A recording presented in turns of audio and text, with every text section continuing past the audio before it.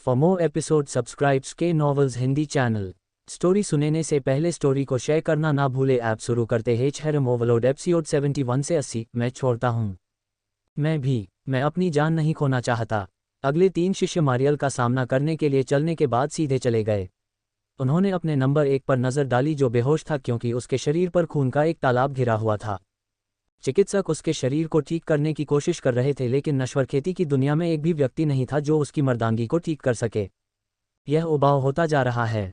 हे मिया, तुम्हारी बारी, मारियल ने जम्हाई लेते हुए कहा और मिया के लिए मंच छोड़कर चली गई। असीम हथियार संप्रदाय खुशी से झूमने लगा क्योंकि उन्हें विश्वास था कि वे अभी भी जीत सकते हैं क्योंकि मारियल ने अभी अभी पद छोड़ा है। ठीक है, कम से कम वह उन्हें बेरहमी से नहीं मारेगी। रियांग ने राहत की सांस ली लेकिन मैरियल उस पर हंस पड़ी। वह लड़की ऐसी है जिसके साथ मैं खिलवाड़ भी नहीं करना चाहता। वह खुशमिजाज और सामान्य रहने की पूरी कोशिश करती है लेकिन अंदर से वह सबसे क्रूर महिलाओं में से एक है जिसे मैंने कभी देखा है। रियान के कांपने पर मारियल ने हल्की सी मुस्कान के साथ कहा। मारियल, जो डरावनी और मानसिक रूप से विक्षिप्त थी, कह रही थी कि मिया ऐसी व्यक्ति थी जिसके साथ वह भी हस्तक्षेप नहीं करना चाहती थी। रियान सोच भी नहीं सकता था कि क्या होने वाला है।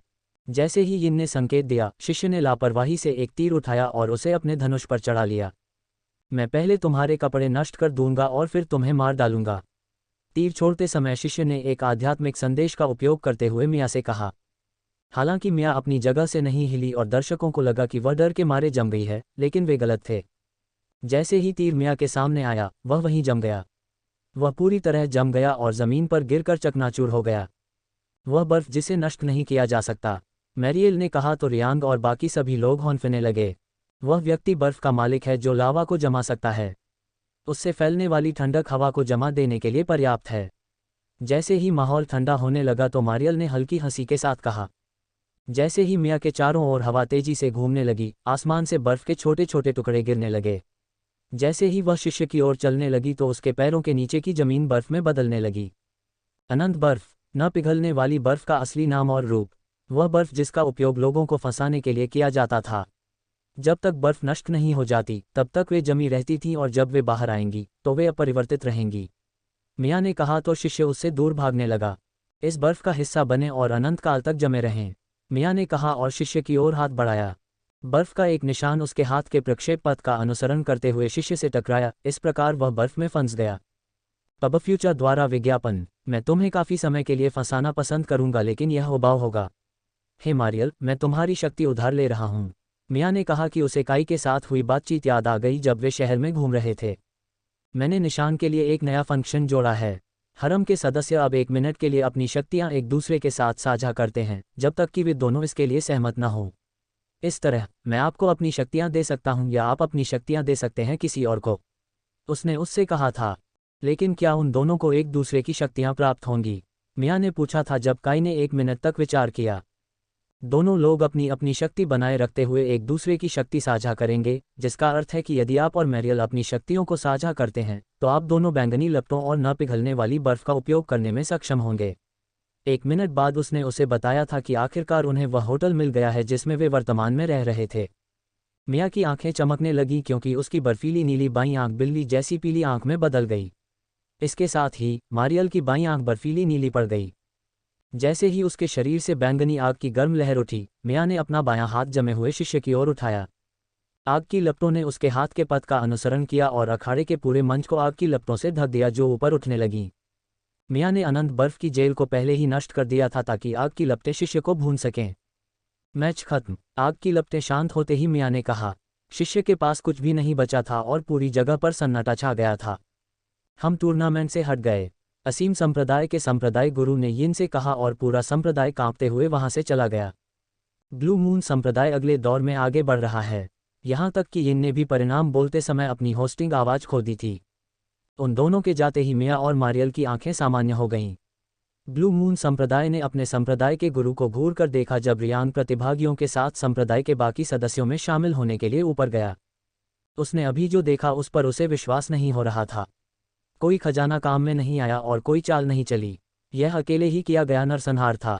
काई, तुम कौन हो और वे कौन हैं जो तुम्हारा अनुसरण करते हैं? आसमान की ओर देखते हुए रियांग ने खुद से फुसफुसाया। दूसरी ओर काई को अंततः डाकुओं का वह समूह मिल गया जिसने मिया को पकड़ लिया था।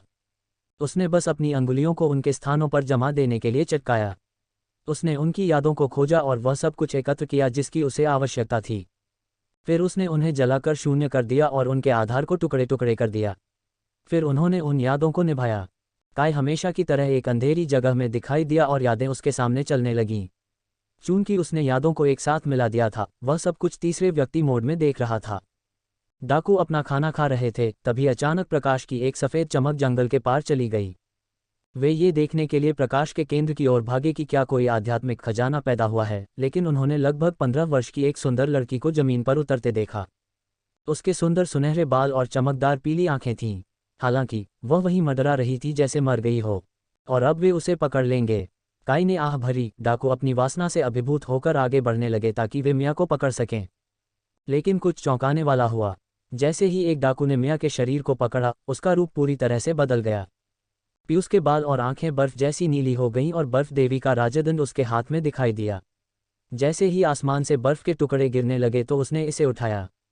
डाकू चिल्लाते रहे क्योंकि उन्होंने बर्फ के टुकड़ों से बचने की कोशिश की, लेकिन यह असंभव था। इसके अलावा बर्फ लगातार मिया के शरीर के चारों ओर घूमती रही क्योंकि फर्श पर शव बिखरने लगे। हालांकि प्रकाश की एक शुद्ध सफ़ेद गेंद असंभव गति से आकाश में उड़ी और सीधे मिया के सीने में लगी, जिससे वह बेहोश हो गई। जैसे ही मिया जमीन पर गिरी, शेष 10 डाकुओं ने भागने का फैसला किया। जब उसने आखिरकार अपनी आंखें खोलीं, तो उसकी नज़र बैंगनी धूमकेतु पर पड़ी जो ऐसा लग रहा था जैसे वह अंतरिक्ष से ज़मीन की ओर गिर रहा हो। सुंदर, उसने कहा कि जैसे जैसे उसकी शक्ल सामान्य होती गई और वह अंततः खड़ी हो गई। लेकिन डाकू कुछ और लोगों के साथ वापस आ गए। अगर याददाश्त सही है तो ये लोग चुचू परिवार से थे। वे संघर्षरत मिया को चुचू परिवार के घर ले गए और काई को बाकी सब पता था। वह प्रकाश लगभग टेलीपोर्टेशन फॉर्मेशन जैसा था, लेकिन मुझे नहीं लगता कि कोई भी इस ग्रह पर टेलीपोर्टेशन फॉर्मेशन बना सकता है। रुकिए, वह प्रकाश, काई ने अचानक उस स्थान की यात्रा करते हुए कहा जहां मिया पहली बार दिखाई दी थी। उसकी न पिघलने वाली बर्फ के टुकड़े अभी भी उस स्थान पर मौजूद थे क्योंकि काई उस स्थान के केंद्र की ओर बढ़ी जहां बर्फ का एक विशाल स्तंभ सीधा खड़ा था। एक अंतरिक्ष द्वार, उसने जमीन से कांच का एक पारदर्शी टुकड़ा उठाते हुए कहा। दर्पण के दूसरी ओर जमीन पर बर्फ गिर रही थी, जिससे वह स्थान उत्तरी महाद्वीप के रूप में चिन्हित हो गया। इन अंतरिक्ष द्वारों को किसने बनाया और ये नश्वर लोग उनके साथ छेड़छाड़ करने में कैसे कामयाब रहे? काई ने अपने पेंडेंट के अंदर अंतरिक्ष द्वार के टुकड़े को उछालते हुए खुद से पूछा। अब वह इस शॉट का उपयोग मध्य महाद्वीप की यात्रा करने और रिजिया को बचाने के लिए करेगा, लेकिन वह ऐसा टूर्नामेंट के बाद करेगा क्योंकि अगर इस महाद्वीप पर किसी को उसकी ज़रूरत होगी तो वह आकर उनकी मदद नहीं कर पाएगा। वह वापस शाही राजधानी में टेलीपोर्ट हो गया और मिया और मारियल को खोजने के लिए हरम चिन्ह का उपयोग किया। आप वापस आ गए। ये बहुत जल्दी था क्योंकि सुराग ढूंढने में आपको पूरा दिन भी नहीं लगा, मिया ने प्रभावित स्वर में कहा। मुझे कुछ बातें पता चलीं। जब मिया और मारियल बेहोश हो गईं तो उसने कहा और उनके माथे को छुआ। 1 मिनट बाद उनकी आंखें खुलीं और उन्होंने उत्सुकता से काई की ओर देखा। क्या ये सच था? मिया ने जो किया उससे ज़रा भी भयभीत नहीं थी, और काई का मानना था कि वह सही थी क्योंकि वे लोग एक निर्दोष कम उम्र की लड़की के साथ बलात्कार करने की कोशिश करने के योग्य थे। मैंने भी इसे युद्ध के मैदान से ही प्राप्त किया है, काई ने अंतरिक्ष द्वार का टूटा हुआ टुकड़ा बाहर निकालते हुए कहा। एक और अंतरिक्ष द्वार और यह उत्तरी महाद्वीप की ओर जाता है। आइए उस स्थान का पता लगाएं और टूर्नामेंट के बाद मेरे बारे में जानें। काई के मुस्कुराते हुए मिया ने कहा। चलो वापस चलते हैं और बाकी मैच देखते हैं। जैसे ही तीनों ने मैदान में वापस टेलीपोर्ट किया, काई ने कहा, तारांकन तारांकन, चूंकि मुझे 100 से अधिक स्पिरिट स्टोन मिले हैं, आज दोहरी रिलीज है। आनंद लेना। ये देखते हुए कि पहली लड़ाई बहुत अधिक रोमांचक थी, बाकी लड़ाइयाँ काफ़ी उबाऊ थीं। काई इतना ऊब गया था कि उसने मिया और मारियल के साथ जाने का फैसला किया। अगर कुछ भी सामने आता है तो इस संचार पर्ची का उपयोग करके मुझसे संपर्क करें, काई ने रियांग से कहा और उसे एक छोटा सा स्क्रॉल सौंपा। इसके बाद वह मिया और मारियल के साथ गायब हो गया। जब रियांग ने बस आह भरी और स्क्रॉल को एक अंतरिक्ष रिंग के अंदर रख दिया। तो हमें अपनी डेट पर क्या करना चाहिए? जब मिया और मारियल हंस रहे थे तो काई ने अपने 2 प्रेमियों से पूछा। चलो खाना खा लेंगे और फिर सोचेंगे कि हमें क्या करना चाहिए, मैरिल ने सुझाव दिया क्योंकि वह भूखी थी और काई, जो खाने की शौकीन थी, उससे सहमत हो गई। आइए यहाँ सबसे अच्छा रेस्तरां ढूंढें और अगर इस बार कोई कहता है कि मैं उनके रेस्तरां में खाने के लिए योग्य नहीं हूँ तो मैं उन्हें तब तक थप्पड़ मारूंगा जब तक कि उनके मुंह से दांत बाहर न गिर जाएं, काई ने अपनी उंगलियां चटकाते हुए कहा, जबकि मिया और मारियल ने आहें भरीं। शाही राजधानी में सबसे अच्छा रेस्तरां ढूंढना काफ़ी आसान था। ये 7 मंजिला रेस्तरां था और कहा गया था कि वहाँ एक ड्रेस कोड था। मुझे लगता है हमें अपनी पोशाकें बदल लेनी चाहिए। काई ने अपनी जैकेट थपथपाते हुए कहा। उसका शरीर 1 मिनट के लिए चमक उठा और उसके कपड़े बदल गए। वह अब काली जीन्स और सफ़ेद टी शर्ट के साथ शुद्ध काला कोट पहने हुए था। जैसे ही उसका कवच सहस्कट बढ़ने लगा, मारियल ने उसे भी छुआ। कुछ ही सेकंड में मैरियल एक खूबसूरत लाल रंग की पोशाक पहने हुए वहां खड़ी थी। जहां तक मिया की बात है, उसकी जैकेट ने उसके शरीर को पूरी तरह से ढक दिया था और उसने अब एक भेदी काली पोशाक पहन रखी थी। WW आपने क्या पहना है? होटल के प्रवेश द्वार पर मौजूद गार्ड ने यात्रा शुरू होते ही समूह के कपड़ों को घूरते हुए पूछा। हमने ऊपरी लोगों के औपचारिक कपड़े पहने, उन्होंने एक साथ सोचा। काई कम से कम 10,000 साल पुराना था, जबकि मारियल उससे भी बड़ा था। मिया केवल एक सहस्त्राब्दी की थी, लेकिन फिर भी वे तीनों इतने बूढ़े थे और फिर भी ऐसी बचकानी गलतियां करते थे। जो भी हो, हम यहाँ अपने सामान्य कपड़े पहनकर खाना खा रहे हैं, काई ने कहा जैसे ही उनके कपड़े वापस अपने मूल कपड़ों में बदल गए। काई ने अपनी उंगलियां चटका ली क्योंकि वह आदमी उनके बारे में भूल गया और तीनों रेस्तरां में प्रवेश कर गए। सर, यहाँ खाने के लिए एक ड्रेस कोड है, रिसेप्शनिस्ट ने आह भरते हुए काई से कहा। फिर उसने अपनी उंगलियां चटकाईं और होटल में मौजूद हर व्यक्ति को भ्रम में डाल दिया। उन्हें ऐसा प्रतीत होगा कि तीनों ड्रेस कोड का पालन कर रहे हैं और समस्या हल हो जाएगी। और उसके बाद ये सुचारू रूप से चल रहा था। अपना खाना खाने के बाद जब काई आसमान की ओर देख रहा था तो तीनों रेस्तरां से बाहर चले गए। रात का समय हो रहा था और 5वां युद्ध चल रहा होगा। Ads by PubFuture. मुझे लगता है कि टूर्नामेंट खत्म होने में हमारे पास केवल 1 घंटा या उससे अधिक समय बचा है। आप लोग क्या करना चाहते हैं? जब मिया और मारियल दोनों 1 मिनट तक इसके बारे में सोचते रहे तो काई ने पूछा। चलो मैदान पर वापस आते हैं, हम आपको इसके बारे में बाद में बताएंगे, मारियल ने मुस्कुराते हुए कहा और काई कमोबेश समझ गए कि वे क्या सोच रहे थे। ठीक है, मैं दूसरी बार आपकी पवित्रता लेने जा रहा हूं, जो मुझे नहीं लगता कि आप 2 बार कर सकते हैं। काई ने उन्हें वापस मैदान में टेलीपोर्ट करते हुए कहा। ऐसा लग रहा था मानो लड़ाई खत्म हो गई हो क्योंकि संप्रदाय मैदान छोड़ रहे थे। काई ब्लू मून संप्रदाय से मिले और उन्होंने उन्हें टेलीपोर्ट करके वापस होटल भेज दिया। लेकिन गायब होने से पहले उसने देखा कि असीम हथियार संप्रदाय अखाड़े के प्रवेश द्वार के पास खड़ा था और संप्रदाय का गुरु उसे दुर्भावना से देख रहा था। वह आज रात हम पर हमला करने की कोशिश करने वाला है। जब सभी लोग अपने कमरे में वापस चले गए तो काई ने अपनी आंखें सिकोड़ लीं। मैं कुछ मिनटों में वापस आऊंगा, मेरे पास मारने के लिए एक और महान संप्रदाय है, काई ने मिया और मारियल से कहा और होटल के बाहर जाकर कुछ देर इंतजार किया।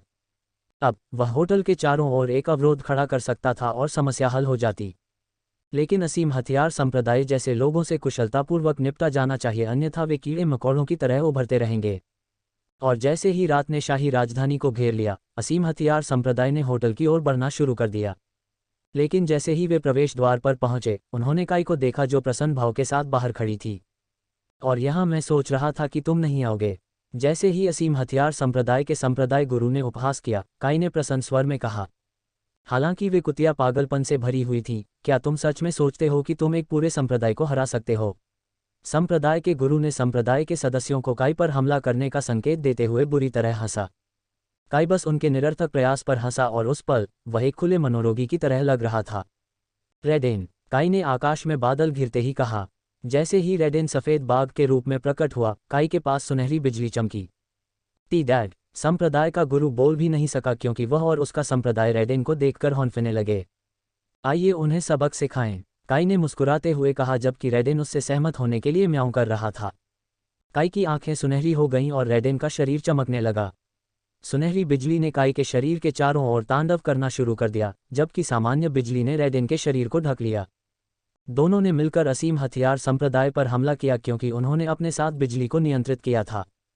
काई के शरीर से सुनहरी बिजली निकली क्योंकि इसने असीम हथियार संप्रदाय के सदस्यों को बिजली का झटका दिया, जबकि रेडेन ने चिल्लाते हुए सदस्यों पर हमला करने के लिए प्राकृतिक बिजली बुलाई। उन्होंने 1 मिनट के भीतर संप्रदाय के आधे से अधिक लोगों को मार डाला और शेष आधे को भय से ढक दिया। कृपया, संप्रदाय गुरु ने कहना शुरू किया, लेकिन संप्रदाय गुरु के मुंह से खून निकलने के कारण काई ने उसकी जीभ काट दी। माफ़ी मांगने का क्या मतलब है जब आपने पहले ही कुछ ऐसा किया है जो आपको नहीं करना चाहिए था? मैं कोई हीरो नहीं हूं जो सिर्फ इसलिए आपकी जान बख्श दूंगा क्योंकि आपको खेद है। आप जो करते हैं उसकी जिम्मेदारी स्वीकार करें, काई ने असीम हथियार संप्रदाय के बाकी लोगों को मारते हुए कहा। और कभी कभी उस जिम्मेदारी में मरना भी शामिल हो सकता है, काई ने रेडेन को आउट करते हुए कहा। काई ने वतन बे और शेष महाद्वीप के लिए एक संदेश के रूप में शवों को वहां छोड़ दिया। संदेश स्पष्ट था, उसके साथ खिलवाड़ न करें अन्यथा आपको असीम हथियार संप्रदाय के समान ही भाग्य भुगतना पड़ेगा।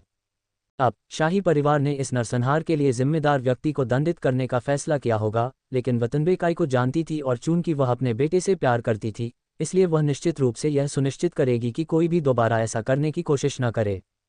काई फिर वापस चला गया क्योंकि शहर में गश्त कर रहे गार्डों को आखिरकार शव मिल गए। वे उन्हें युद्ध के दौरान ढूंढ लेते क्योंकि वहां बहुत सारी चीखें और ऊर्जा का विस्फोट था, लेकिन काई ने पहले ही इसके बारे में सोच लिया था। इस प्रकार उसने पूरे क्षेत्र को एक अवरोधक से घेर लिया है जिससे सब कुछ उसके अंदर बंद हो गया है। और बैरियर के कारण गार्डों ने न तो सुना और न ही देखा कि काई ने क्या किया था। लेकिन जाने से पहले काई ने बैरियर खोल दिया था और जाने से पहले गार्ड को थोड़ा संकेत दिया था। लेकिन काई को यह नहीं पता था कि कोई बैरियर के बाहर खड़ा था और उसने असीम हथियार संप्रदाय को मारने के बाद उसे होटल के अंदर जाते देखा था। वह व्यक्ति मज़ेदार होने वाला है। एक लड़की की आवाज़ सुनाई दी जैसे ही उसके पीछे एक शुद्ध काला बाघ दिखाई दिया। काले बाघ ने गुर्राना शुरू कर दिया जब लड़की ने धीरे से उसके बालों को सहलाया और नीचे गार्डों को देखा जो शवों को गिनने के लिए दौड़ रहे थे। क्या तुम्हें उससे काले से लड़ने में मजा आएगा? जब काले बाघ ने फिर से गुर्राया तो लड़की ने पूछा, ये दर्शाता है कि वह निश्चित रूप से काई से लड़ना चाहता था। तब मैं व्यक्तिगत रूप से यह सुनिश्चित करूंगा कि हम उससे लड़ें, लड़की ने कहा और बाघ और लड़की गायब हो गए। जहां तक काई की बात है, वह बस अपने कमरे में वापस चला गया और मिया और मारियल ने उस पर हमला कर दिया। उन दोनों ने उसे बांध दिया और उसने उन्हें ऐसा करने दिया क्योंकि वह देखना चाहता था कि वे उसके साथ क्या करेंगे। उसे बिस्तर से बांधने के बाद उन्होंने जल्दी से उसे नंगा कर दिया और उसकी ओर देखकर मुस्कुराए। फिर उन्होंने उसे बोलने देने के लिए उसके मुंह पर लगी गांठ खोल दी। तो तुम मेरे जैसे एक असहाय छोटे बच्चे के साथ क्या करने की योजना बना रहे हो? काई ने पूछा और मिया और मारियल बस मुस्कुरा दिए। हम जानते हैं कि आप उन रस्सियों को आसानी से नष्ट कर सकते हैं, लेकिन एक बार के लिए शो का आनंद लें। और साथ ही जब तक हम ऐसा न कहें आपको कुछ भी करने की अनुमति नहीं है। काई के हंसते ही मारियल ने कहा, कमांडिंग, मुझे ये पसंद है। तो आप मेरे साथ एक खिलौने की तरह व्यवहार करेंगे, है न? काई ने आकर्षक मुस्कान के साथ पूछा। ठीक है, अगर खिलौने आपके जैसे सुंदर और अच्छे हैं तो मैं उनमें से लाखों खरीदूंगा। लेकिन दुर्भाग्य से कोई भी आपके जैसा खिलौना नहीं बना सकता है, इसलिए इसके बजाय हम आपको अपने छोटे खिलौने की तरह मानेंगे। मैरियल ने मिया की ओर मुस्कुराते हुए फिर से कहा। मैरियल फिर थोड़ा पीछे हटी और उसके चेहरे पर एक मोहक मुस्कान चमक उठी। फिर उसने काई को झुकते हुए हल्का सा घुमाया। शो का आनंद लीजिए महामहिम, मैरियल ने कहा कि जैसे ही उसका कवच हवा में गायब हो गया और काई के सामने एक लाल रंग की ब्रा दिखाई दी। एक स्ट्रिप टीज। जब काई ने अपना अभिनय शुरू किया तो उसने मनोरंजन के साथ सोचा, आप क्या कर रहे हैं मिस? आप? काई ने अपना वाक्य पूरा नहीं किया जैसे कि उसके पास अपनी स्थिति का वर्णन करने के लिए कोई शब्द नहीं थे। आप सचमुच एक अद्भुत अभिनेता हैं। मैरियल ने मुस्कुराते हुए अपनी ब्रा का हुक खोला और काई को अपने स्तन दिखाए। उसने उन्हें अपने हाथों से इकट्ठा किया और पलटकर अपने स्तनों को सहलाने लगी और अपनी गांठ काई की ओर झुका दी। आह, मेरा डिक सख्त होने लगा है। कृपया आप जो कर रही हैं उसे रोकें मिस। जब मिया ने खुद को उस पर हंसने से रोकने की कोशिश की तो काई ने चिल्लाकर कहा। लेकिन मैरियल साइडिंग स्टिप के रूप में उसके सुस्वादु सुनहरे बाल उसकी पीठ पर गिर गए और उसने अपने शॉर्ट्स उतार दिए। जैसे ही मैरियल काई की ओर मुड़ी, एक चमकदार लाल पैंटी सामने आ गई। फिर उसने धीरे से पैंटी को नीचे खींच लिया और काई हौंफने की आवाज़ें निकालने लगी। क्या तुम पहली बार कोई चूत देख रहे हो? मैरियल ने पूछा जब वह धीरे धीरे काई की ओर चलने लगी। हाँ। जैसे ही मारियल धीरे धीरे बिस्तर पर चढ़ी, काई ने घबराते हुए कहा। तो फिर मुझे तुम्हें बेहतर तरीके से देखना चाहिए, उसने कहा और धीरे धीरे अपने हाथों से अपने होंठों को अपनी चूत के पास से अलग किया। जब काई ने धीरे से उसकी चूत की ओर देखा तो उसने घबराकर घूंट भर लिया और ऐसा लगा मानो वह उसे बुला रही हो। क्या आप इसे छूना चाहते हैं? जब काई ने उत्साहपूर्वक सिर हिलाया तो मारियल ने पूछा। जैसे ही काई ने शराब पी, मैरियल ने अपने हाथ खोल दिए और धीरे से अपना हाथ उसकी चूत की ओर बढ़ाया। थोड़ा पीछे हटने से पहले उसने ध्यान से उसे अपनी उंगली से छुआ। फिर उसने धीरे धीरे अपनी पूरी उंगली उसकी चूत के अंदर डाल दी और मैरियल के चेहरे पर प्रसन्नता के भाव आ गए। बहुत अच्छा लड़का। अब क्या तुम मेरी स्वादिष्ट चूत का स्वाद चखना चाहते हो? जैसे ही काई ने अपनी उंगली अपनी चूत से बाहर निकाली, मैरियल ने फिर से पूछा। जरूर याद आती है, उसने उत्तर दिया और मैरियल धीरे धीरे उसके चेहरे के पास जाने लगी। जबकि मिया काई और मारियल को देखते हुए अपनी हंसी को नियंत्रित करने की बहुत कोशिश कर रही थी। कौन जानता था कि रोल प्ले देखना इतना मज़ेदार होगा। वह चुपचाप सोचती रही और देखती रही। मैरियल की चूत अब काई के मुंह के सामने थी क्योंकि उसने उसकी चूत की मोहक गंध को महसूस किया। फिर उसने अपनी जीभ उसकी चूत के अंदर डाली और अपनी जीभ के चारों ओर गर्म गीली गुफाओं को महसूस किया। अब फ्यूचर द्वारा विज्ञापन। जैसे ही काई ने उसकी चूत को चाटा, मैरिल ने हल्की सी कराह निकाली। फिर उसने एक बच्चे की तरह उसकी भगनासा को चूसना शुरू कर दिया क्योंकि मैरिल का शरीर आराम करने लगा।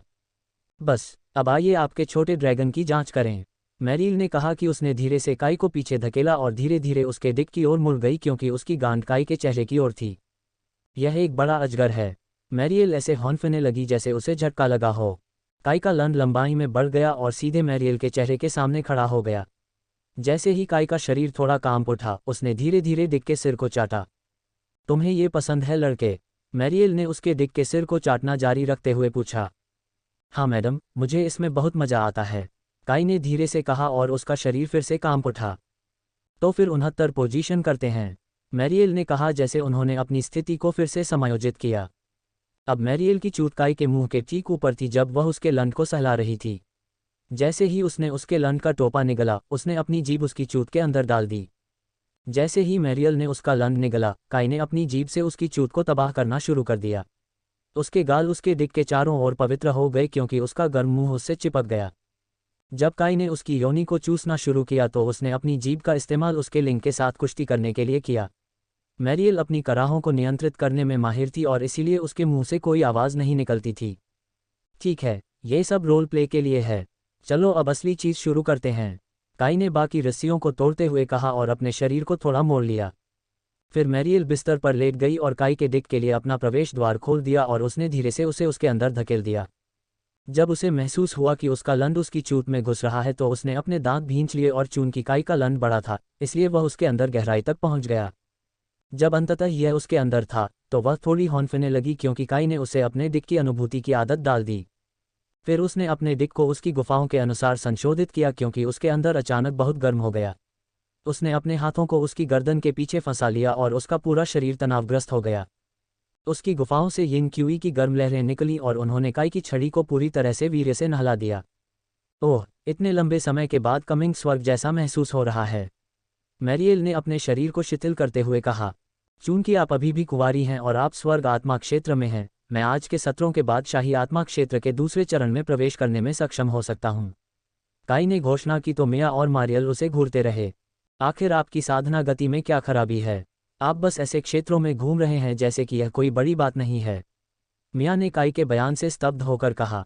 ऐसा इसलिए है क्योंकि मैं अपने साझेदारों की यिंग क्यूई में मौजूद 100% ऊर्जा को अवशोषित करता हूं और इसके अलावा मैं इस दुनिया में काफ़ी भाग्यशाली रहा हूं, काई ने इस दुनिया में प्राप्त संसाधनों को याद करते हुए कहा। उन्होंने जंगल से संसाधन प्राप्त किए जहां उन्होंने स्वर्ग आत्मा क्षेत्र के 10वें चरण में प्रवेश करने के लिए ड्रैगन के एक पूरे घोंसले का नरसंहार किया। फिर उसने भ्रष्ट अंतरिक्ष द्वार को नष्ट करते हुए शाही आत्मा क्षेत्र में सफलता पाने के लिए आत्माओं को अवशोषित कर लिया। उसका भाग्य वास्तव में अद्भुत था कि वह इतने शानदार संसाधन प्राप्त करने में सक्षम था, अन्यथा इतनी सारी सफलताएं हासिल करने में उसे काफ़ी समय लग जाता। कौमार्य के बारे में बोलते हुए मुझे ये जानने की उत्सुकता है कि आपने अपना कौमार्य कैसे खोया? जब काई हल्के से मुस्कुराई तो मारियल ने अचानक पूछा। उसने अपना लंड उसकी चूत से निकाला और मैरियल और मिया के माथे को छुआ जैसे ही उनकी आंखें पीछे मुड़ीं। आप हमें अपनी यादें दिखाने के बजाय बस बता सकते थे। जैसे ही काई की यादें चलने लगी तो मारियल ने आह भरी। ये बिल्कुल सामान्य बार था और काई बस इसके अंदर चला गया था। वह वर्तमान काई जैसा ही दिखता था लेकिन वह निश्चित रूप से बहुत छोटा था क्योंकि वह लापरवाह तरीके से चलता था और उसका पूरा शरीर पूरी तरह से शिथिल था। चौंकाने वाली बात यह थी कि इस काई ने लबादा पहन रखा था। जैसे ही काई ने कंधे उचकाए, मिया और मारियल दोनों ने अपनी भौहें काई की ओर उठाईं। मैं उस समय केवल 100 वर्ष का था और मुझे दुनिया के बारे में ज़्यादा जानकारी नहीं थी, काई ने विरोध किया तो मिया और मारियल की आंखें आश्चर्य से चौड़ी हो गईं। लेकिन वे कुछ नहीं बोले क्योंकि छोटी काई ने लापरवाही से एक सोफा चुना और कुछ पे का ऑर्डर करते हुए उस पर बैठ गई। और मानो चुंबकीय शक्ति से उसकी ओर आकर्षित हो, दो लड़कियां काई के पास आईं और पूछा कि क्या वे उसके साथ बैठ सकती हैं। वह इस पर सहमत हो गया और वे लापरवाही से उसके पास बैठ गए। और इसी तरह उन्होंने कुछ शराब पी और थोड़ी देर बात की। फिर तीनों खड़े हो गए और बार की ऊपरी मंजिल पर चले गए जहां सेक्स करने के लिए विशेष कमरे बनाए गए थे। आपने 2 वेश्याओं के कारण अपना कौमार्य खो दिया। मिया को अपनी आंखों पर विश्वास नहीं हुआ जब उसने छोटी काई को देखा जो 2 लड़कियों के साथ एक कमरे में दाखिल हुई थी। आप जानते हैं कि यह कितना दुखद होता है जब आप एक सामान्य 100 वर्षीय कृषक होते हैं और अपना काम करते हैं और कोई आपसे पूछता है कि क्या आपने कभी सेक्स किया है और आप नहीं जानते कि उसका क्या मतलब है। क्योंकि मुझे पता है कि कैसा लगता है। मैंने नहीं किया, यहाँ तक कि मुझे पता है कि एक पुरुष और एक महिला के बीच क्या अंतर है, सेक्स के बारे में तो बिल्कुल भी नहीं जानती। इसलिए जब मैंने मौका देखा तो मैंने एक थरीसम में अपना कौमार्य खो दिया। काई ने कहा कि उसके युवा संस्करण ने 2 महिलाओं को नग्न कर दिया। युवा काई बाहर से भले ही कितना भी अच्छा क्यों न दिखता हो, लेकिन अंदर से वह उत्साह से भरा हुआ था क्योंकि आखिरकार 100 साल के बाद उसे अंतिम विदाई दी जा रही थी। जब वह छोटा था तो उसका लिंग परिवर्तनीय नहीं था क्योंकि उसे परिवर्तनीय लिंग के बारे में तो दूर की बात, नर और मादा अंगों के बारे में भी नहीं पता था। लेकिन फिर भी यह एक प्रभावशाली 7 इंच का खड़ा लन था जिसने महिलाओं को मुस्कुराने पर मजबूर कर दिया जैसे कि वे प्रभावित हों। और उसके बाद उसने बस अपना लंड एक महिला के अंदर डाला और उसे ठोका, जबकि उसने दूसरी महिला को अपने हाथों से उंगली से चोदा। और भले ही उसके पास अपनी प्रभावशाली तकनीकें नहीं थीं, फिर भी वह एक प्राकृतिक सेक्स कलाकार था, अगर यह भी एक बात है। उसने करीब 1 घंटे में दोनों महिलाओं को बेहोश कर दिया और फिर उसकी यादों ने खेलना बंद कर दिया। तो आप में शुरू से ही सेक्स की प्रतिभा थी, मैरियल ने कहा जब काई उसकी बातों पर हंसने लगी। लेकिन क्या वे महिलाएं गर्भवती नहीं हुईं क्योंकि आप उस दौरान अपनी यांग क्यूई को नियंत्रित करने में सक्षम नहीं थे? मिया ने पूछा तो काई ने उसे उदास मुस्कान दी। मैं बांझ हूं। जब मिया और मारियल हौंफने लगे तो उसने धीरे से कहा, लेकिन वे महिलाएं वैश्या नहीं थीं। वे दोहरी खेती करने वाली थीं और दोहरी खेती तकनीकों का इस्तेमाल करती थीं और वे मेरी शुद्ध यांग क्यूई के कारण कई सफलताएं हासिल करने में सक्षम थीं और उसके बाद उन्होंने बस एक व्यवसाय शुरू किया और दोहरी खेती छोड़ दी क्योंकि कोई भी ऐसा करने में सक्षम नहीं था उन्हें संतुष्ट करने के लिए। उसने मिया और मारियल को घूरते हुए मुस्कुराते हुए कहा, ठीक है, चूंकि मेरी यादें अब रास्ते से हट गई हैं, चलो अपने सत्र पर वापस आते हैं, देवियों।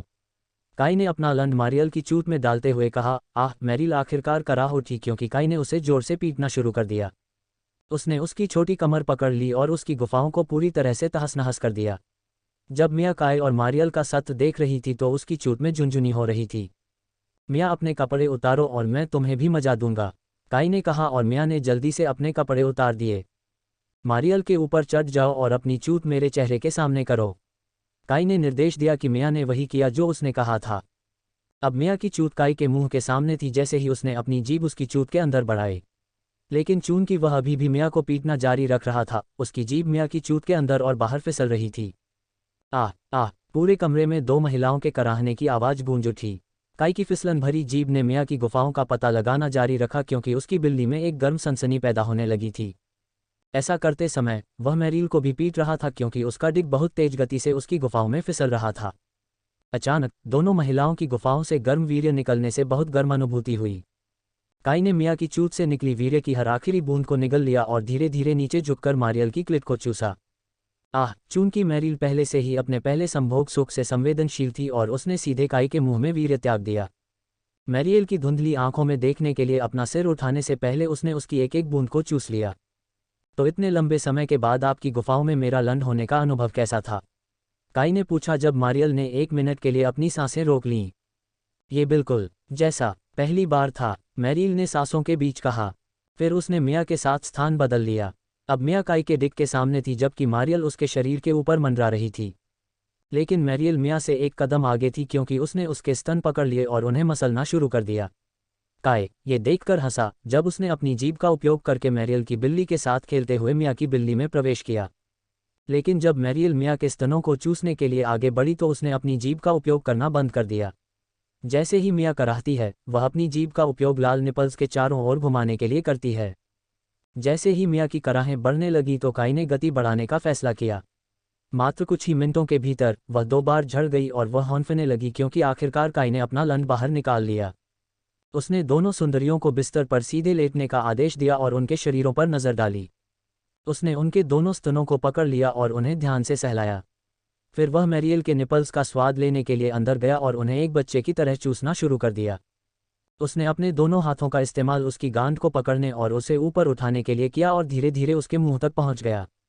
उसने अपनी जीभ उसके मुंह के अंदर डाल दी और उसके शरीर को अपने मुंह से सटा दिया। अपनी जीभ से धीरे धीरे कुश्ती करते हुए काई का एक हाथ मारियल की बिल्ली पर फिसल गया क्योंकि वह उसे धीरे धीरे रगड़ रहा था।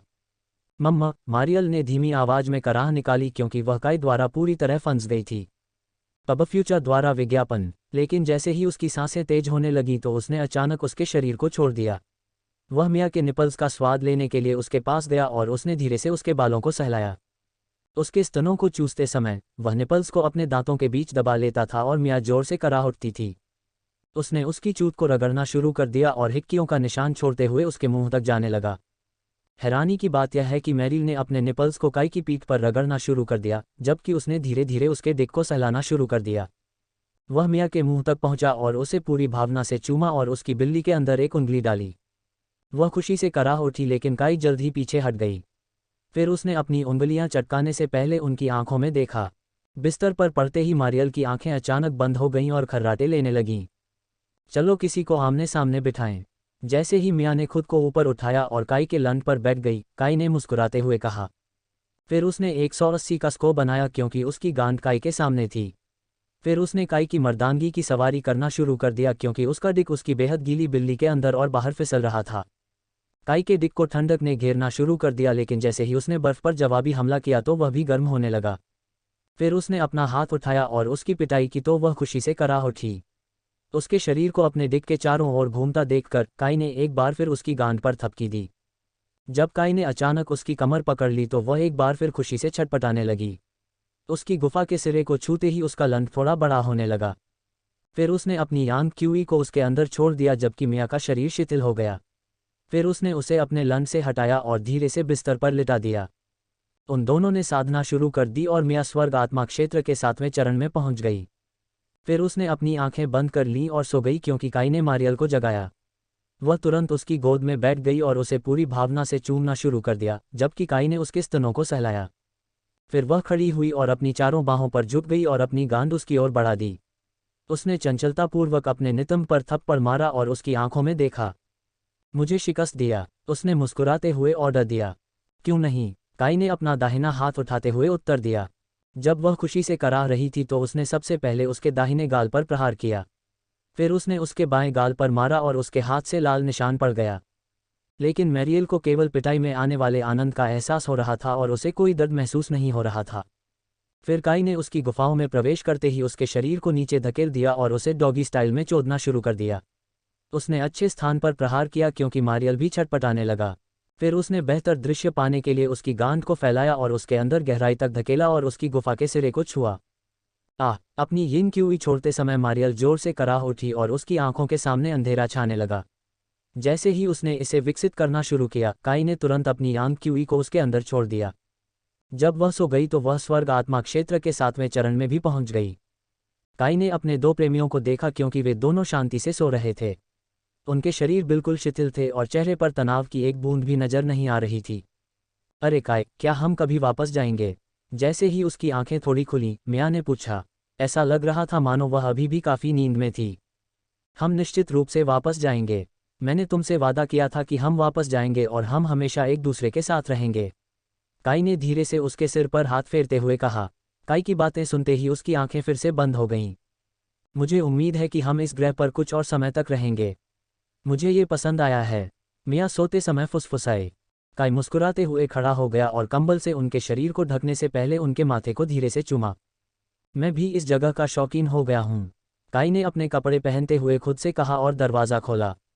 फिर वह चुपचाप कमरे से बाहर चला गया और अपने पीछे का दरवाज़ा बंद कर लिया। फिर उसने कमरे के चारों ओर कुछ संरचनाएं बनाईं और धीरे धीरे होटल के दालान से होकर गुजरा। वह एक विशेष दरवाजे के पास गया और धीरे से उस पर दस्तक दी। जैसे ही रियांग ने नाइट ड्रेस पहने हुए दरवाज़ा खोला। क्या आप सो रहे थे? कमरे में प्रवेश करते ही काई ने पूछा और रियांग ने दरवाज़ा बंद कर दिया। नहीं, मैं तो बस चांद को देख रहा था। जैसे ही काई ने उसकी खुली खिड़की देखी, उसने उत्तर दिया। आज रात पूर्णिमा थी और रोशनी ने कमरे में प्रवेश किया और रियांग की शक्ल रोशन कर दी। रियांग खिड़की के पास जाकर बिस्तर पर बैठ गया और चांद को देखता रहा। काई भी चंद्रमा को देखता रह गया क्योंकि उसे चंद्रमा क्षेत्र की अपनी यात्रा याद आ गई, एक ऐसा स्थान जहां ऐसे जीव रहते थे जो केवल चांदनी में ही बाहर निकल सकते थे। उन्होंने वहां चंद्रमा देवी आर्टेमिस से मुलाकात की थी और अपने साम्राज्य की भलाई के लिए उनके काम को देखा था। वह उसके हरम के पहले कुछ सदस्यों में से एक थी। वह चमकदार चंद्रमा की तरह दयालु और देखभाल करने वाली थी, लेकिन वह चंद्रमा के अंधेरे आधे हिस्से की तरह शक्तिशाली और डरावनी भी थी। उसे उससे प्यार हो गया था क्योंकि उसने वहां पूरे समय उसकी मदद की थी। लेकिन वे काई के लिए उसकी भावनाओं को स्वीकार नहीं कर सके क्योंकि उसे चंद्र साम्राज्य के अंधेरे पक्ष के शासक से शादी करनी थी। पी चंद्रमा का क्षेत्र प्रकाश पक्ष और अंधेरे पक्ष के बीच विभाजित हो गया था। दोनों पक्ष शुरू से ही एक दूसरे से नफरत करते थे और कई युद्ध हुए और वे सभी गतिरोध में समाप्त हुए क्योंकि उनकी शक्तियां चंद्रमा के क्षेत्र में दिन और रात के आधार पर भिन्न थीं। हालांकि वर्तमान शासक एक दूसरे के खिलाफ युद्ध नहीं छेड़ना चाहते थे क्योंकि शासक साम्राज्य में अपनी तरफ से शांति बनाए रखना चाहते थे। चिरस्थायी शांति की संधि पर हस्ताक्षर करने के लिए दोनों शासकों ने एक दूसरे से विवाह करने और अपने साम्राज्य के लोगों का सहयोग करने का निर्णय लिया। लेकिन ये सब एक जाल था क्योंकि शादी के दिन हत्यारों ने शादी के हॉल को भर दिया और चंद्र साम्राज्य के प्रकाश पक्ष पर लोगों का नरसंहार करना शुरू कर दिया और इसमें सेनापति, दरबारी, निर्दोष नागरिक और यहाँ तक कि बच्चे भी शामिल थे। अंधेरे शासक ने तब इस तरह की चाल में फंसने के लिए आर्टेमिस पर हंसा था, लेकिन इससे पहले कि वह उसे मार पाता, काई ने उसके दिल में बेरहमी से छुरा घोंप दिया था। मैंने उसे यह नहीं बताया कि मैं उससे प्यार करता हूं क्योंकि वह अपने साम्राज्य में शांति बनाए रखना चाहती थी और वह इसी कारण से तुमसे शादी करना चाहती थी।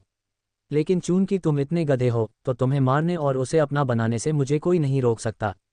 प्रेम करने वाला, काई ने उसे मारने से पहले अच्छे के लिए अंधेरे शासक से कहा था और फिर उसने आर्टेमिस को चूम लिया। फिर उसने अंधेरे पक्ष के गद्दारों को मार डाला जबकि वफादार लोगों को प्रकाश पक्ष के साथ रहने की अनुमति दी और घोषणा की कि वह आर्टेमिस से शादी करेगा। तब वह चंद्रमा देवी बन गई क्योंकि काई ने उनकी खेती को आगे बढ़ाने में मदद की थी। उसने अपने लिए एक उपनाम भी प्राप्त कर लिया क्योंकि लोग उसे आर्टेमिस द हंटर कहने लगे।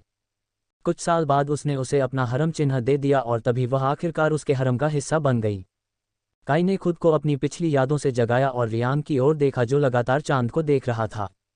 यह मुझे शांति से रहने में मदद करता है। इससे पहले कि वह कुछ पूछता, रियांग ने काई से कहा, क्या आप शांति से रहना चाहते हैं जब मेरे जैसा सुंदर आदमी आपके साथ खेती करना चाहता है? काई ने मुस्कुराते हुए पूछा, ठीक है, एक आकर्षक प्रस्ताव है जिसे मैं अवश्य स्वीकार करूंगा। रियांग ने खिड़की बंद करते हुए हंसते हुए कहा, तारानकन तारानकन। रियांग काई की गोद में बैठ गया और उसे चूमना शुरू कर दिया जबकि उसने चुंबन को गहरा करने के लिए अपने हाथों का इस्तेमाल किया। जैसे ही काई ने अपनी नाइट ड्रेस उतारी, वे बिस्तर पर लुढ़क गईं। उसने नीचे कोई ब्रा नहीं पहनी हुई थी और उसके स्तन पूरे प्रदर्शन पर थे क्योंकि निपल्स इधर उधर उछल रहे थे। काई ने धीरे से उसके स्तनों को पकड़ लिया और उन्हें ध्यान से सहलाना शुरू कर दिया। इसके बाद वह आगे की ओर सरक गया और धीरे धीरे बारी बारी से उसके निपल्स को चूसना शुरू कर दिया जबकि रियांग ने अपनी बाहों को काई की गर्दन के पीछे फंसाया और उसे उसके स्तनों में गहराई तक धकेल दिया। फिर उसने उसके निप्पल को अपने दांतों के बीच दबाया और उसे काट लिया जबकि रियांग जोर से कराह रही थी। फिर काई ने अपनी पैंटी उतार दी और उसने काई को अपनी चूत तक बेहतर पहुंच देने के लिए अपने पैर अलग कर दिए। उसने उसकी ऊपरी जांघों को चाटना शुरू कर दिया और धीरे धीरे अपना हाथ उसकी चूत तक पहुंचाया। उसकी चूत से कामोत्तेजना के रस की छोटी छोटी बूंदें टपक रही थीं क्योंकि रियांग पल पल कामुक होती जा रही थी। फिर काई ने उसकी चूत के आसपास के क्षेत्र को चाटकर उसे परेशान करना शुरू कर दिया क्योंकि वह प्रवेश द्वार पर फिसलता रहा। फिर उसने गुफाओं को चाटते हुए अपनी जीभ उसकी चूत के अंदर सरका दी। जैसे ही काई ने उसकी चूत का स्वाद चखा, रियांग ने उसका सिर पकड़ लिया और उसे और गहराई में धकेल दिया। मैं झड़ने वाला हूँ, रियांग ने कहा और उसके घुटने अनजाने में काई की गर्दन के पीछे बंद हो गए। जैसे ही वह सीधे काई के मुंह में गिरी, उसके अंदर की गर्मी बढ़ गई। चरमोत्कर्ष के बाद उसके पैर कमजोर हो गए और वे धीरे धीरे खुलने लगे। काई ने अपनी जीभ उसकी चूत से निकाली और उसके होंठ चाटे। फिर उसने अपने कपड़े उतार दिए क्योंकि उसकी उभरी हुई छड़ी सामने आ गई थी। रियांग ने तुरंत उसकी छड़ी पकड़ ली और उसे सहलाना शुरू कर दिया, इससे पहले कि वह उसका सिर अपने मुंह में डाल लेती। जैसे ही काई के लंड का सिरा उसके गले को छुआ, उसने उसे निगलना शुरू कर दिया। फिर उसने काई को गहराई से दबाते हुए उस पर आगे बढ़ना शुरू कर दिया। कुछ मिनटों के बाद काई उसके मुंह में आ गया क्योंकि उसका मीठा वीर्य उसके गले से नीचे चला गया। काई के डिक को अपने मुंह से निकालने से पहले रियांग ने लालच से उसकी हर आखिरी बूंद निगल ली। जैसे ही काई ने उसमें प्रवेश किया, उसने अपने हाथों से अपनी चूत को फैलाया। जैसे ही उसने अपनी छड़ी उसके अंदर डाली, उसने उसकी कमर पकड़ ली। जब वह पूरी तरह से उसकी गुफाओं में समा गया तो वह तेजी से आगे बढ़ने लगा। एड्स बाय पब फ्यूचर, भावना वही रहती है चाहे पहली बार हो या दूसरी बार। रियांग ने स्वप्न में काई की आंखों में देखते हुए कहा, इतनी सारी महिलाओं के साथ साधना करने के बाद भी मैं अभी भी दोहरी साधना का आनंद उठाता हूँ। जब भी मैं किसी के साथ साधना करता हूँ तो यह मेरे लिए एक शांत एहसास होता है। काई ने मुस्कुराते हुए उत्तर दिया क्योंकि उसका लन फिर से फैलने लगा। ये रियांग की गुफा के सिरे तक पहुंच गया क्योंकि यांग क्यूई ने उसके डिक को तोड़ दिया और रियांग की गुफाओं को भर दिया। ऐसा लग रहा था जैसे रियांग को नींद आ रही थी क्योंकि वह यांग क्यूई की खेती के बाद सो गई थी। सोने से पहले वह नरक आत्मा के दायरे के 10वें चरण को तोड़ने में कामयाब रही थी। काई ने अपने कमरे से निकलने से पहले अपने शरीर को कंबल से ढक लिया था। फिर उन्होंने रात की सैर पर निकलने से पहले होटल के हर कमरे के चारों ओर कुछ संरचनाएं बनाईं। ये वास्तव में शाही राजधानी थी क्योंकि बहुत से लोग अभी भी सड़कों पर घूम रहे थे। शाही राजधानी में घूमते समय काई की नज़र एक खास चीज़ पर पड़ी। एक दुकान के चारों ओर एक बोर्ड लटका हुआ था जिस पर लिखा था कि उनके पास पूरे महाद्वीप पर सबसे अच्छी चॉकलेट है और खाने के शौकीन के रूप में काई ने इसे खरीदा। चॉकलेट में गहरा कोमल स्वाद था जिससे आपकी जीभ और अधिक खाने के लिए लालायित हो गई और बीच में आपके मुंह में विभिन्न स्वादों का एक बम फट गया जिससे चॉकलेट काफ़ी अच्छी बन गई। चॉकलेट खाते समय कपड़े पहने एक महिला काई की ओर आई।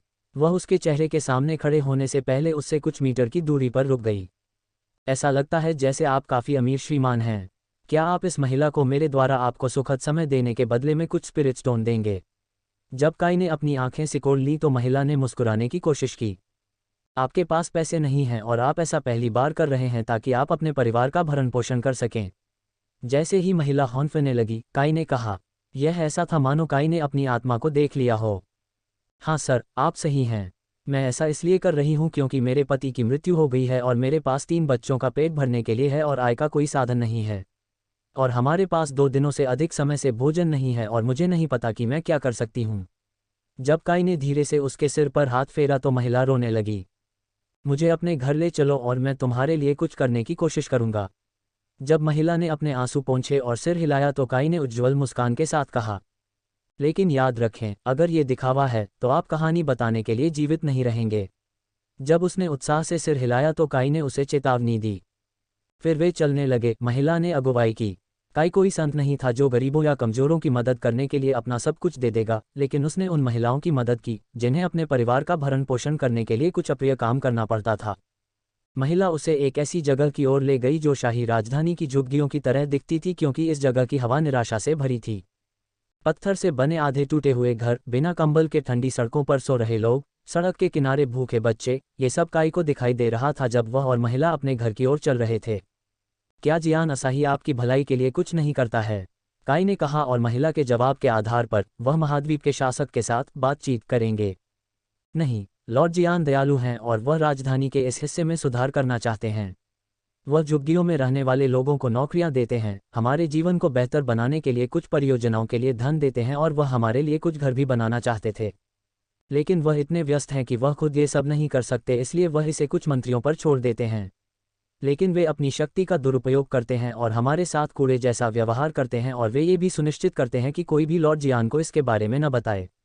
मेरे पति और कुछ अन्य लोगों ने लॉर्ड जियान को इस बारे में बताने का फैसला किया, लेकिन महल तक पहुंचने से पहले ही उन्हें पकड़ लिया गया और गुप्त रूप से उनकी हत्या कर दी गई। महिला ने कहा और उसकी आंखों से आंसू बह निकले। ठीक है, मैं यहाँ रहने वाले सभी लोगों की मदद करने जा रहा हूँ, काई ने अपनी उंगलियां चटकाते हुए कहा। झुग्गियों में रहने वाले सभी लोगों ने उसके और महिला के सामने फ़ोन किया और वे सभी जाग गए। इससे कई लोग हैरान रह गए, लेकिन काई को इसकी कोई परवाह नहीं थी और उसने अपने पेंडेंट से एक सेब निकाला। यह एक सेब था जिसे उसने दक्षिणी महाद्वीप से खरीदा था और यह दुकान भिखारियों के एक समूह द्वारा शुरू की गई थी जिन्हें हारुका से मदद मिली थी जो दक्षिणी महाद्वीप का वर्तमान शासक था। काई के मन में भी ऐसा ही विचार आया और उसने मिट्टी में एक छोटा सा गड्ढा खोदा और उसके अंदर पूरा सेब लगा दिया। फिर उसने अपने दाहिने हाथ की एक उंगली काट ली और खून की एक सुनहरी बूंद जमीन पर गिर गई। इस पर लोगों की सांसें थम गईं और उसने इस बात को भुलाने के लिए उनकी यादों में हेराफेरी की। खून से जमीन लथपथ हो गई और पूरा स्थान हिलने लगा। जल्द ही बहुत सारे सिबों वाला एक विशाल सुनहरा पेड़ लोगों के सामने आया क्योंकि लोग उसकी उपस्थिति को देखकर हौंफने लगे। इस पेड़ पर अनंत सेब लगेंगे और आपके कुछ सेब लेने के बाद भी वे दिखाई देते रहेंगे। इस तरह आप सभी पेट भरकर सो सकते हैं। इसके अलावा अगर आप लोगों के अलावा कोई और सेब लेने की कोशिश करता है इस पेड़ से, वे इसके द्वारा मारे जाएंगे। इसलिए आप इसे संरक्षक वृक्ष के रूप में भी सोच सकते हैं। इसके अलावा यहाँ रहने वाले प्रत्येक व्यक्ति के लिए एक साधना तकनीक है और तकनीकों के साथ कुछ 100 स्पिरिट स्टोन भी शामिल हैं। अब आप अपने परिवारों की रक्षा कर सकते हैं और उन सिबों को बेचकर और व्यवसाय बनाकर कुछ पैसे भी कमा सकते हैं। उसके बाद आप अपने व्यवसाय से प्राप्त धन का उपयोग करके इस स्थान का पुनर्निर्माण कर सकते हैं। लेकिन याद रखें, आपको ये स्वयं ही करना होगा और आपको हर चीज़ की सुरक्षा भी स्वयं ही करनी होगी क्योंकि मैं अब आपकी मदद नहीं करूँगा। काई ने सभी को एक साधना तकनीक दी जो उनके लिए उपयुक्त थी और उन्हें कुछ 100 आत्माएं भी दीं। पत्थर जाने से पहले लोगों ने उनके सामने घुटने टेक दिए और गायब होने पर उन्हें अंतिम सलामी दी। ऐसा करने के बाद अच्छा लग रहा था, लेकिन होटल वापस जाने से पहले उसे एक और काम करना था। वह एक गली में दिखाई दिया जहां एक व्यक्ति बड़ी जल्दी में भाग रहा था। काई ने बस अपनी उंगलियां चटकाईं और वह व्यक्ति फट गया। इस दुनिया को आप जैसे लोगों की ज़रूरत नहीं है, काई ने संप्रदाय को टेलीपोर्ट करते हुए धीरे से कहा। जिस व्यक्ति की उसने अभी हत्या की थी वह मंत्रियों के लिए काम करने वाला एक जासूस था, और वही व्यक्ति उन्हें झुग्गियों में होने वाली हर घटना के बारे में बताता था। उसने अभी अभी उनके जीवन से एक बड़ा खतरा दूर किया था, लेकिन एक और काम था जो उसे करना था। वह कल राजमहल जाएगा और उन मंत्रियों की सुध लेगा जो इस स्थिति के सूत्रधार थे। जब सूरज उगने लगा तो काई होटल लौट आया। अपने कमरे में प्रवेश करते ही उसने देखा कि मैरियल ने मिया के शरीर को तकिए की तरह गले लगा रखा है और मिया ने अपना एक पैर मैरियल के ऊपर रखा हुआ है। अगर मुझे बेहतर जानकारी नहीं होती तो शायद मैं इसे एक अच्छी सेक्स पोजीशन भी मानता। काई हल्के से मुस्कुराए।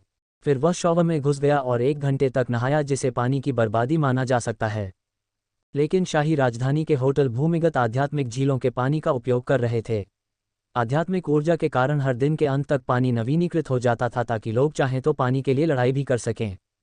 स्नान से बाहर आने के बाद काई ने देखा कि मारियल और मिया दोनों जाग रहे थे क्योंकि वे उसके सामने खड़े थे। वे दोनों नग्न थे क्योंकि मारियल काई के पास गई और शॉवर में प्रवेश करने से पहले उसे चुमा। उसे कितना समय लगेगा? मिया ने अपने शरीर को फैलाते हुए पूछा, जो बहुत आकर्षक था क्योंकि उसके स्तन हवा में लहरा रहे थे। मैरियल पानी की बहुत बड़ी प्रशंसक नहीं है, इसलिए ज़्यादा से ज़्यादा 5 मिनट। काई ने कमरे को साफ करने के लिए अपनी उंगलियां चटकाते हुए उत्तर दिया। और वह सही था क्योंकि मारियल 5 मिनट के भीतर बाथरूम से बाहर आ गया। उसने अपने सामान्य कपड़े पहने हुए थे और उसके बाल गीले नहीं होने के बावजूद चमक रहे थे। मैंने अपने बालों को तुरंत सुखाने के लिए अपनी लपटों का इस्तेमाल किया, मैरियल ने मिया से कहा, इससे पहले कि वह भी शॉवर में चली जाए। तो आज के लिए हमारी क्या योजना है? 15 मिनट बाद बाहर आते हुए मिया ने पूछा। काई और मारियल के विपरीत उसके बाल अभी भी गीले थे और उसकी तरफ लटक रहे थे। आज हम जियान असाही और उनके भ्रष्ट मंत्रियों की परिषद से मिलने के लिए महल जा रहे हैं। काई ने मिया के बाल सुखाने के लिए अपनी उंगलियां चटकाते हुए उत्तर दिया। फिर उसने उन्हें अपनी पिछली रात के कारनामे के बारे में बताया और उन दोनों ने सिर हिलाया। फिर तीनों अपने कमरे से बाहर निकले और रियांग से टकराए जो काई को बुलाने आ रहा था। ओह, मैं तो बस आपसे मिलने आ रहा था। मैं पूछना चाहता था कि क्या आप आज की लड़ाई देखने के लिए संप्रदाय के बाकी लोगों के साथ आएंगे? जैसे ही काई ने अपना सिर हिलाया, रियांग ने पूछा। हम फिलहाल शाही महल जा रहे हैं और हमारा ज़्यादातर समय वहीं बीतेगा, काई ने उत्तर दिया और रियांग ने सिर हिलाया और संप्रदाय को इकट्ठा करने के लिए चला गया। फिर काई ने उन तीनों को शाही महल के सामने टेलीपोर्ट किया। उन्होंने अपना आध्यात्मिक ज्ञान पूरे राजमहल में फैलाया। पब फ्यूचर द्वारा विज्ञापन। ऐसा लग रहा था जैसे जियान असाही वर्तमान में शाही मामलों में भाग लेने के लिए महल में रह रहे थे, जबकि वतनबे अखाड़े में रह रहे थे। ऐसा लग रहा है जैसे आधा शाही परिवार मैदान में है। आइए सीधे सिंहासन कक्ष में टेलीपोर्ट करें, काई ने कहा जैसे ही वे तीनों गायब हो गए और सिंहासन कक्ष के बीच में दिखाई दिए। शायद हमें पैदल ही चलना चाहिए था, काई ने सुझाव दिया कि सिंहासन कक्ष के अंदर सभी लोग खड़े हो गए और अपनी खेती जारी कर दी। वह मुझे जानता है, इसलिए बेहतर होगा कि तुम अपनी खेती वापस ले लो, नहीं तो मैं तुम्हें मार डालूंगा, काई ने असाही की ओर इशारा करते हुए कहा। सिंहासन कक्ष में मौजूद लोग अवाक रह गए। हालांकि उन्हें बहुत आश्चर्य हुआ जब असाही ने काई को घूरकर देखा तो वह हंसने लगा। फिर वह अपने सिंहासन से खड़ा हुआ और काई को देखकर मुस्कुराया। मैंने आपके बारे में कुछ बातें सुनी हैं और मुझे कहना होगा, माँ ब्लू मून संप्रदाय की यात्रा से प्रसन्न थीं। शायद आप उनके उत्साह का एक मुख्य कारण हैं, असाही ने काई के पास खड़ी 2 सुंदरियों को देखते हुए कहा। वह चतुर और चालाक है, काई ने असाही के व्यक्तित्व पर मुस्कुराते हुए कहा। ये व्यक्ति सचमुच दिल से दयालु था, लेकिन वह दयालुता के प्रति आंख बंद करके समर्पित नहीं था। वह चतुर और धूर्त था और शायद यही एक मुख्य कारण था कि पूरा महाद्वीप उसकी बात सुनता था। भले ही वह होशियार था, फिर भी ये लोग उसकी नाक के नीचे उसे बेवकूफ़ बना रहे थे। लेकिन रुकिए, क्या होगा अगर वे उसे बेवकूफ़ नहीं बना रहे थे और यह सब जानबूझकर किया गया था? ठीक है, मुझे यकीन है कि वतनबे को हमारा साथ में बिताया गया समय बहुत पसंद आया और अगर इससे उसे खुशी मिलती है तो मैं खुशी खुशी उसके साथ समय बिताऊंगा। लेकिन मैं यहाँ एक अलग कारण से आया हूँ। आपकी परियोजनाओं और पैसे का प्रबंधन कौन करता है?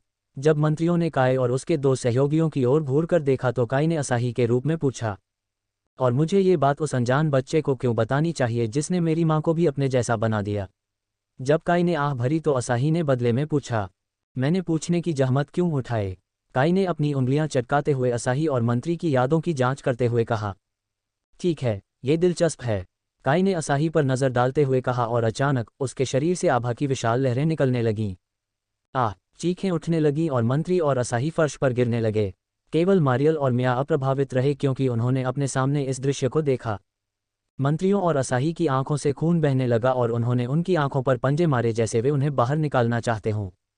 मैं आपसे एक सरल प्रश्न पूछूंगा। जो लोग उस धन और संसाधनों का गलत तरीके से उपयोग करने के लिए जिम्मेदार हैं, जिसका उद्देश्य झुग्गियों की मदद करना था, अपने हाथ उठाएं, अन्यथा आप सभी बेरहमी से मर जाएंगे।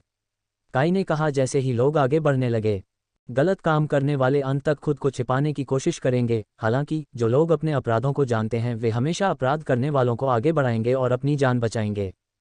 और सिंहासन कक्ष में यही हुआ जब 3 मंत्रियों को रेंगती भीड़ के सामने धकेल दिया गया। मैं पहले से ही जानता था कि आप तीनों इस योजना के मास्टरमाइंड थे, लेकिन ये देखना अभी भी रोमांचक था कि आपके साथी मंत्री कुछ ही समय में आपको हार मान लेते हैं। जैसे ही उसके शरीर से दबाव निकलना बंद हुआ, काई ने कहा, देखिए, असाही को पहले से ही पता था कि आप लोग अपनी शक्ति का दुरुपयोग कर रहे थे, लेकिन आपने पेशेवर तरीके से अपनी बात छिपाई।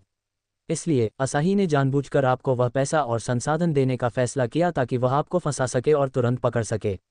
उसने आपको पूरा मौका दिया स्लम क्षेत्र को विकसित करने के लिए वर्ष, लेकिन आपने उस पैसे का उपयोग अपने स्वयं के भले के लिए करना जारी रखा। लेकिन आप यह नहीं जानते थे कि असाही ने गुप्त रूप से अपने कई भरोसेमंद सदस्यों को आपके घर में घुसा दिया था। उन्होंने सब कुछ रिकॉर्ड कर लिया था और असाही टूर्नामेंट के अंत में आपको गिरफ्तार करने वाला था। वास्तव में एक चतुर और चालाक राजा, काई ने असाही की ओर सिर हिलाते हुए कहा, जो आसानी से खड़ा हुआ और अपने गालों से खून पोंछा। और जैसा कि आप जानते हैं, मैंने ये पहले ही उसकी यादों में देख लिया था, इसलिए वह बस उस दर्द और चीज़ों के बारे में अभिनय कर रहा था। काई ने उनके सामने जाने से पहले फर्श पर बैठे 3 मंत्रियों से कहा और एक एक करके उनके माथे को छुआ। जैसे ही उनके हाथ धीरे धीरे उनकी आंखों की पुतलियों की ओर बढ़ने लगे, उनकी आंखें अचानक चमकने लगीं। चूंकि आप हर चीज़ को अपनी आंखों से देखना पसंद करते थे, जब तक आपको कोई आपत्ति न हो, यह आपके लिए उपयुक्त अंत है। काई ने असाही से पूछा, जिसने सिर्फ अपना सिर हिलाया। मैं उन्हें हजारों कोड़े मारकर मारने की योजना बना रहा था, लेकिन आपका तरीका अधिक कुशल है और सभी को न्याय देता है, असाही ने कहा जब उसने 3 मंत्रियों को अपनी आंखें बाहर निकालते हुए देखा।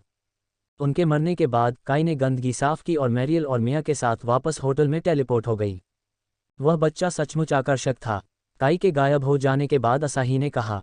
उसने नीचे झुककर फर्श पर घूम रही एक आंख की पुतली को उठाया। यह एकमात्र ऐसी चीज थी जिसे काई ने जानबूझकर छोड़ दिया था, और वह मेरे असली स्वभाव को समझता है।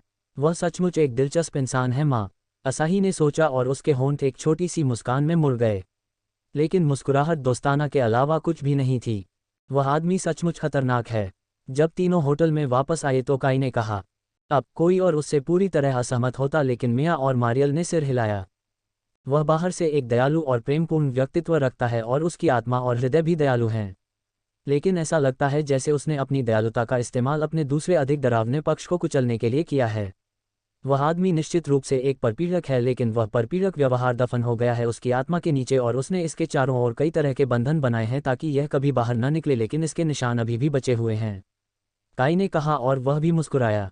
मुझे लगा कि यह जगह उबाऊ है और यहाँ कुछ नहीं हुआ, लेकिन कौन अनुमान लगा सकता था कि यह ग्रह जितना मैंने सोचा था उससे कहीं अधिक दिलचस्प है।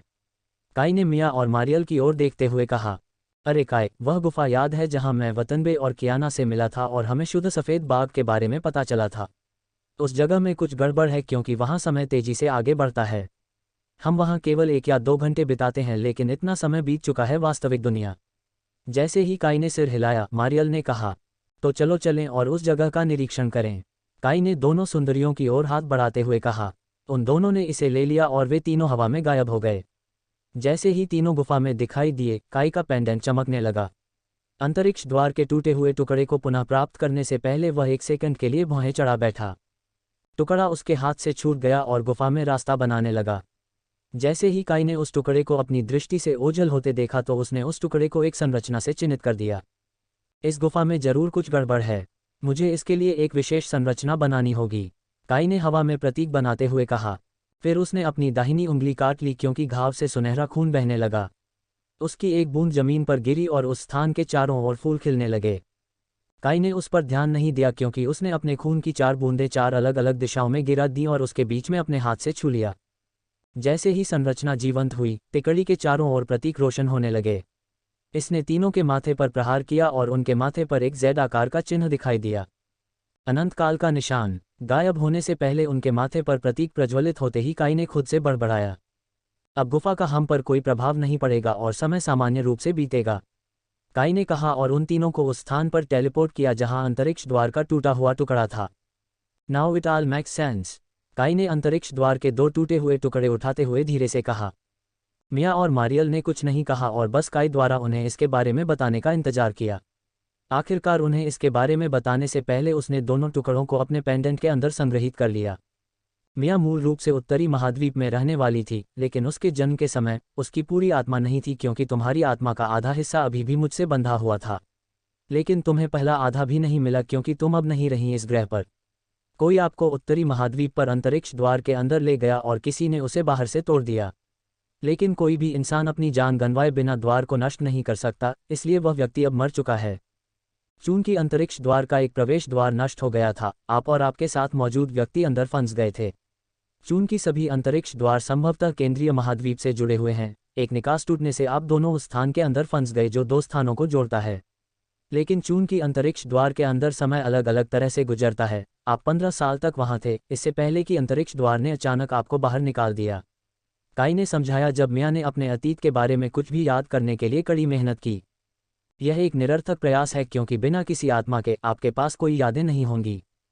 जिस क्षण आप इस महाद्वीप पर उतरे, आपके साथ जो व्यक्ति था उसने अपना जीवन खो दिया क्योंकि उन्होंने उस अंतरिक्ष द्वार को नष्ट कर दिया जिसने आपको इस महाद्वीप पर छोड़ा था। काश उन्होंने ऐसा नहीं किया था क्योंकि यह केवल एक अस्थायी अंतरिक्ष द्वार था जो कुछ समय बाद गायब हो जाता। और उसके बाद आपको अपनी आत्मा वापस मिल गई और आप जानते हैं कि उसके बाद क्या हुआ। काई ने कहा क्योंकि उसने तय कर लिया था कि वह उन्हें मिया की बर्फ देवी की हत्या के तरीके के बारे में नहीं बताएगा। मुझे लगता है कि मुझे अभी भी बहुत शोध करना है और मुझे इस टूर्नामेंट के बाद रिसिया को बचाना है। काई ने आह भरी क्योंकि उसके दिमाग में एक विचार आया। उसने अंतरिक्ष द्वार के टुकड़ों में से एक टुकड़ा निकालकर जमीन पर रख दिया। फिर उसने अपनी उंगली काट ली और अपने खून की कुछ बूंदें अंतरिक्ष द्वार के टुकड़े पर गिरा दीं। ऐसा लगता है जैसे यहाँ का अंतरिक्ष द्वार अपने आप टूट गया क्योंकि 2 से अधिक जोड़ने वाले अंतरिक्ष द्वार नष्ट हो गए। यहाँ की गुफा उस अंतरिक्ष ऊर्जा और समय को अवशोषित कर लेती है और स्थान यहाँ झुक जाता है।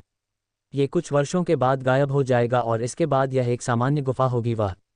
लेकिन अभी के लिए मैं यहाँ समय को तेज करने जा रहा हूँ, इसलिए यहाँ 1 सेकंड 1 दिन बाहर होगा। हम 7 सेकंड में बाहर निकल जाएंगे और फिर दूसरा दौर शुरू होगा। मुझे पकड़ने के लिए तैयार रहें क्योंकि मुझे एक विशाल का सामना करना पड़ेगा। पलटाव। जैसे ही उन्होंने सिर हिलाया, काई ने उन्हें चेतावनी दी। Ads by PubFuture. अंतरिक्ष द्वार का टुकड़ा टूटते ही उसने अपनी आंखें बंद कर लीं और ध्यान केंद्रित करना शुरू कर दिया। इससे अंतरिक्ष ऊर्जा निकली, गुफा ने इसे तुरंत अवशोषित कर लिया। लेकिन फिर काई ने गुफा में मौजूद अंतरिक्ष ऊर्जा के हर अंश को बुलाया और उसे एक स्थान पर पुनर्निर्देशित किया। जैसे ही ऊर्जा एक स्थान पर केंद्रित हुई, एक गगनभेदी ध्वनि सुनाई दी। पलटाव के कारण काई का शरीर पीछे की ओर उड़ गया और मारियल और मिया ने उसे पकड़ लिया। फिर उसने उन्हें टेलीपोर्ट करके गुफा के मुहाने पर भेज दिया क्योंकि काई ने बैठने से पहले कुछ गहरी सांसें लीं। आप मूल रूप से समय के देवता की तरह हैं। काई के मुस्कुराने पर मिया ने विस्मय में कहा, पूरे ब्रह्मांड में कोई भी व्यक्ति समय या स्थान का देवता नहीं बन सकता। मैंने अभी जो किया वह इस गुफा में मौजूद अंतरिक्ष ऊर्जा के प्रत्येक अंश का उपयोग करना था और हमारे चारों ओर के स्थान को रूपांतरित करना था और मुझे इसके लिए इस क्षेत्र की आध्यात्मिक ऊर्जा का भी उपयोग करना पड़ा और इसीलिए मैं इस तरह वापस उड़ गया क्योंकि दुनिया ने मुझे अस्वीकार कर दिया, भले ही मैंने ऐसा करने के लिए पर्याप्त ऊर्जा चुराई हो। कोई भी व्यक्ति भविष्य या अतीत में नहीं जा सकता।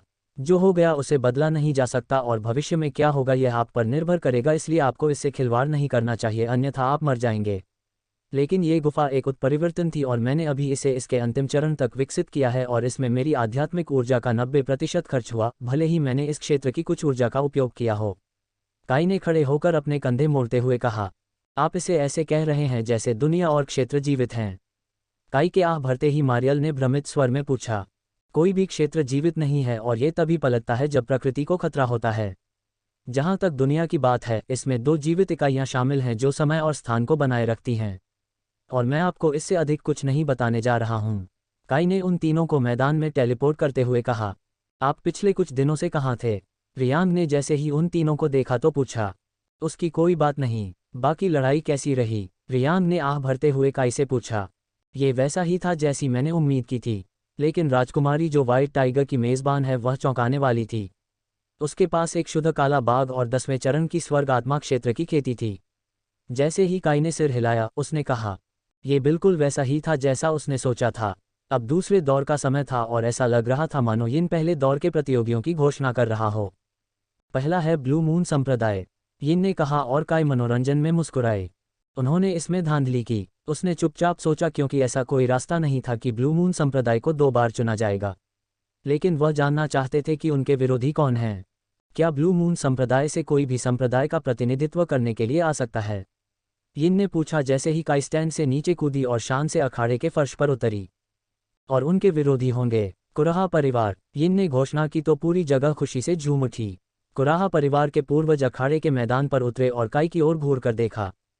कुराहा परिवार वह महान परिवार था जिसे काई ने होटल में अपमानित किया था क्योंकि वे होटल अपने लिए चाहते थे और उनका मानना था कि काई बिना किसी पृष्ठभूमि वाला कोई व्यक्ति था। लेकिन ऐसा लग रहा था जैसे उन्होंने जियान परिवार को रिश्वत दी थी ताकि वे काई से बदला ले सकें। काई ने मंडप की ओर देखा जहां जियान असाही काई को देखकर सहजता से मुस्कुरा रहा था। ऐसा लग रहा था जैसे असाही काई की क्षमताओं का परीक्षण करना चाहता था। बहुत बुरा है कि काई उनसे लड़ना नहीं चाहता था। इस बार उनके शिष्य महान परिवार से लड़ेंगे। मैच 10 मिनट में शुरू होगा। कृपया लड़ाई के लिए तैयार रहें। जैसे ही काई और पूर्वज ने सिर हिलाया, यिन ने कहा, यहाँ इनका उपयोग करें। काई ने अपने संप्रदाय में वापस लौटते हुए कहा और प्रतिभागियों को अपनी यांग क्यूई की 2 शीशियां सौंपीं। उसने उनके चारों ओर एक अवरोध बना दिया ताकि उनकी सफलता की शक्ति अवरोध से बाहर न निकल सके। उनके सभी शिष्य एक पल में नरक आत्मा क्षेत्र के 10वें चरण में पहुंच गए और उन्होंने काई को प्रणाम किया। जाओ युद्ध जीतो। जब वह आत्मविश्वास के साथ मंच पर गई तो उसने नेजुको के कानों में फुसफुसाया, ऐसा लगता है जैसे ब्लू मून संप्रदाय किसी नए को भेज रहा है। मुझे आश्चर्य है कि यह युवा लड़की कैसे करेगी। जब नेजुको ने अपने प्रतिद्वंद्वी की ओर देखा तो यिन ने टिप्पणी की, वह 3रे चरण के नरक आत्मा क्षेत्र की साधना वाला एक मोटा आदमी था। कुराहा परिवार को विश्वास नहीं था कि ब्लू मून संप्रदाय में काई, मिया और मारियल को छोड़कर कोई और अधिक शक्तिशाली सदस्य होगा। इसलिए उन्होंने अपने सबसे कमज़ोर सदस्यों में से एक को भेजा। ओह, तुम बहुत सुंदर हो। उस संप्रदाय को छोड़ दो और मेरी रखेल बन जाओ। मैं तुम्हें पैसे दूंगा और तुम्हें खुश रखूंगा। नेजुको के खर्राटे लेते हुए मोटे लड़के ने कहा, ऐसा कभी नहीं करूंगा। अलविदा फैटी। जब नेजुको ने अपना 10वां चरण नरक आत्मा क्षेत्र की खेती जारी की और अपने वायु तत्व की मदद से आगे बढ़ी तो वह मुस्कुराए। फैटी इतना सदमे में था कि वह मुश्किल से हिल भी पा रहा था क्योंकि नेजुको ने उसके सिर के पीछे से काट दिया और उसे बेहोश कर दिया। अच्छा काम नेजुको, आइए अगले सदस्य को भेजें। काई ने ऐसा कहा जिससे हर कोई आश्चर्यचकित रह गया क्योंकि उसने मंच पर प्रवेश करने के लिए अपने शिष्यों में से एक को यादृच्छिक रूप से चुना। इस बार कुराहा परिवार ने 8वें चरण के नरक आत्मा क्षेत्र के कल्टीवेटर को भेजा और सोचा कि नेजुको कोई विशेष व्यक्ति रहा होगा, लेकिन उन्हें बहुत आश्चर्य हुआ, ये व्यक्ति 10वें चरण के नरक आत्मा क्षेत्र का कृषक भी था। उसने कुछ मिनटों की लड़ाई के बाद 8वें चरण के लड़के को हरा दिया और वापस भी लौट आई। कुराहा परिवार के होश उड़ गए जब उन्होंने देखा कि अगला व्यक्ति भी नरक आत्मा क्षेत्र के 10वें चरण में था। वे भयभीत होकर काई को देखने लगे। इस संप्रदाय में 10वें चरण के नरक आत्मा क्षेत्र के कितने साधक थे? यदि उन्हें पता होता कि काई शाही आत्मा के दायरे में है तो उन्होंने एक गड्ढा खोद लिया होता और मरने के लिए उसमें कूद जाते। हम टूर्नामेंट से हट गए। कुराहा परिवार के पूर्वज ने दांत पीसते हुए कहा। कुराहा परिवार और अधिक अपमान सहन नहीं कर सका और उसने टूर्नामेंट से हटने का फैसला किया। हालांकि उसके बाद टूर्नामेंट में भाग लेने वाले सभी संप्रदाय पीछे हट गए। अंत में केवल 4 प्रतिभागी बचे, शाही परिवार, ब्लू मून संप्रदाय, लू परिवार और वो परिवार। वो परिवार को ब्लू मून संप्रदाय का सामना करने के लिए चुना गया था, लेकिन जैसे ही इनने उनका नाम लिया उन्होंने छोड़ दिया। और आश्चर्य की बात यह थी कि लू परिवार ने भी छोड़ दिया। ऐसा लग रहा था मानो ब्लैक टाइगर के मेज़बान ने पिछली बार लड़ाई में काफ़ी गड़बड़ कर दी थी और लोग अब उससे डरने लगे थे। तो इसके साथ केवल 2 प्रतिभागी बचे थे और अब फाइनल का समय था जो एक दिन के आराम के बाद होगा।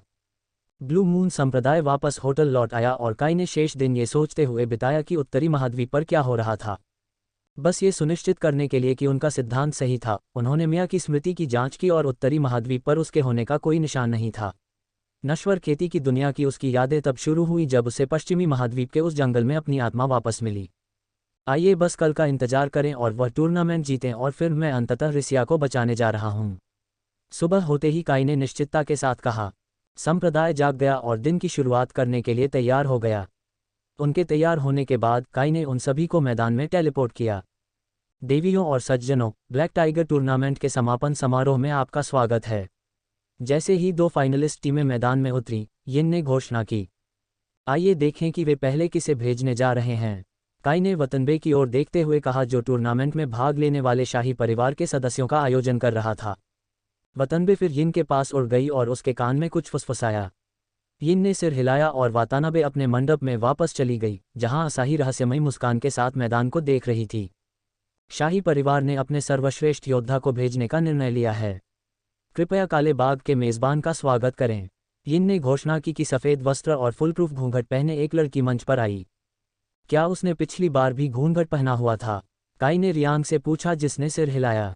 मैं उसकी खेती को समझ नहीं पा रहा हूँ। मैरियल ने लड़की पर भौहें चढ़ाते हुए टिप्पणी की। निश्चित रूप से आप नहीं कर सकते। वह स्वर्ग आत्मा क्षेत्र के 10वें चरण में होनी चाहिए। काई ने उत्तर दिया। मैं उससे लड़ना चाहता हूँ, कियाना ने अचानक कहा जब काई उसे देखकर मुस्कुराए। भले ही आप उससे 2 चरण पीछे हैं, फिर भी आप उससे लड़ना चाहते हैं। खैर, कोई भी आपको रोक नहीं रहा है, इसलिए आगे बढ़ें, काई ने कहा और कियाना ने धीरे से सिर हिलाया और मंच की ओर चलने से पहले एक गहरी सांस ली। ऐसा लगता है जैसे ब्लू मून संप्रदाय लंबे समय से खोई हुई राजकुमारी कियाना को भेज रहा है। जैसे ही भीड़ ने खुशी जताई, यिन ने घोषणा की, एड्स बाय पब फ्यूचर, तो आप शुद्ध सफ़ेद बाग के मेजबान हैं। कुरो ने मुझे तुम्हारे बारे में बताया।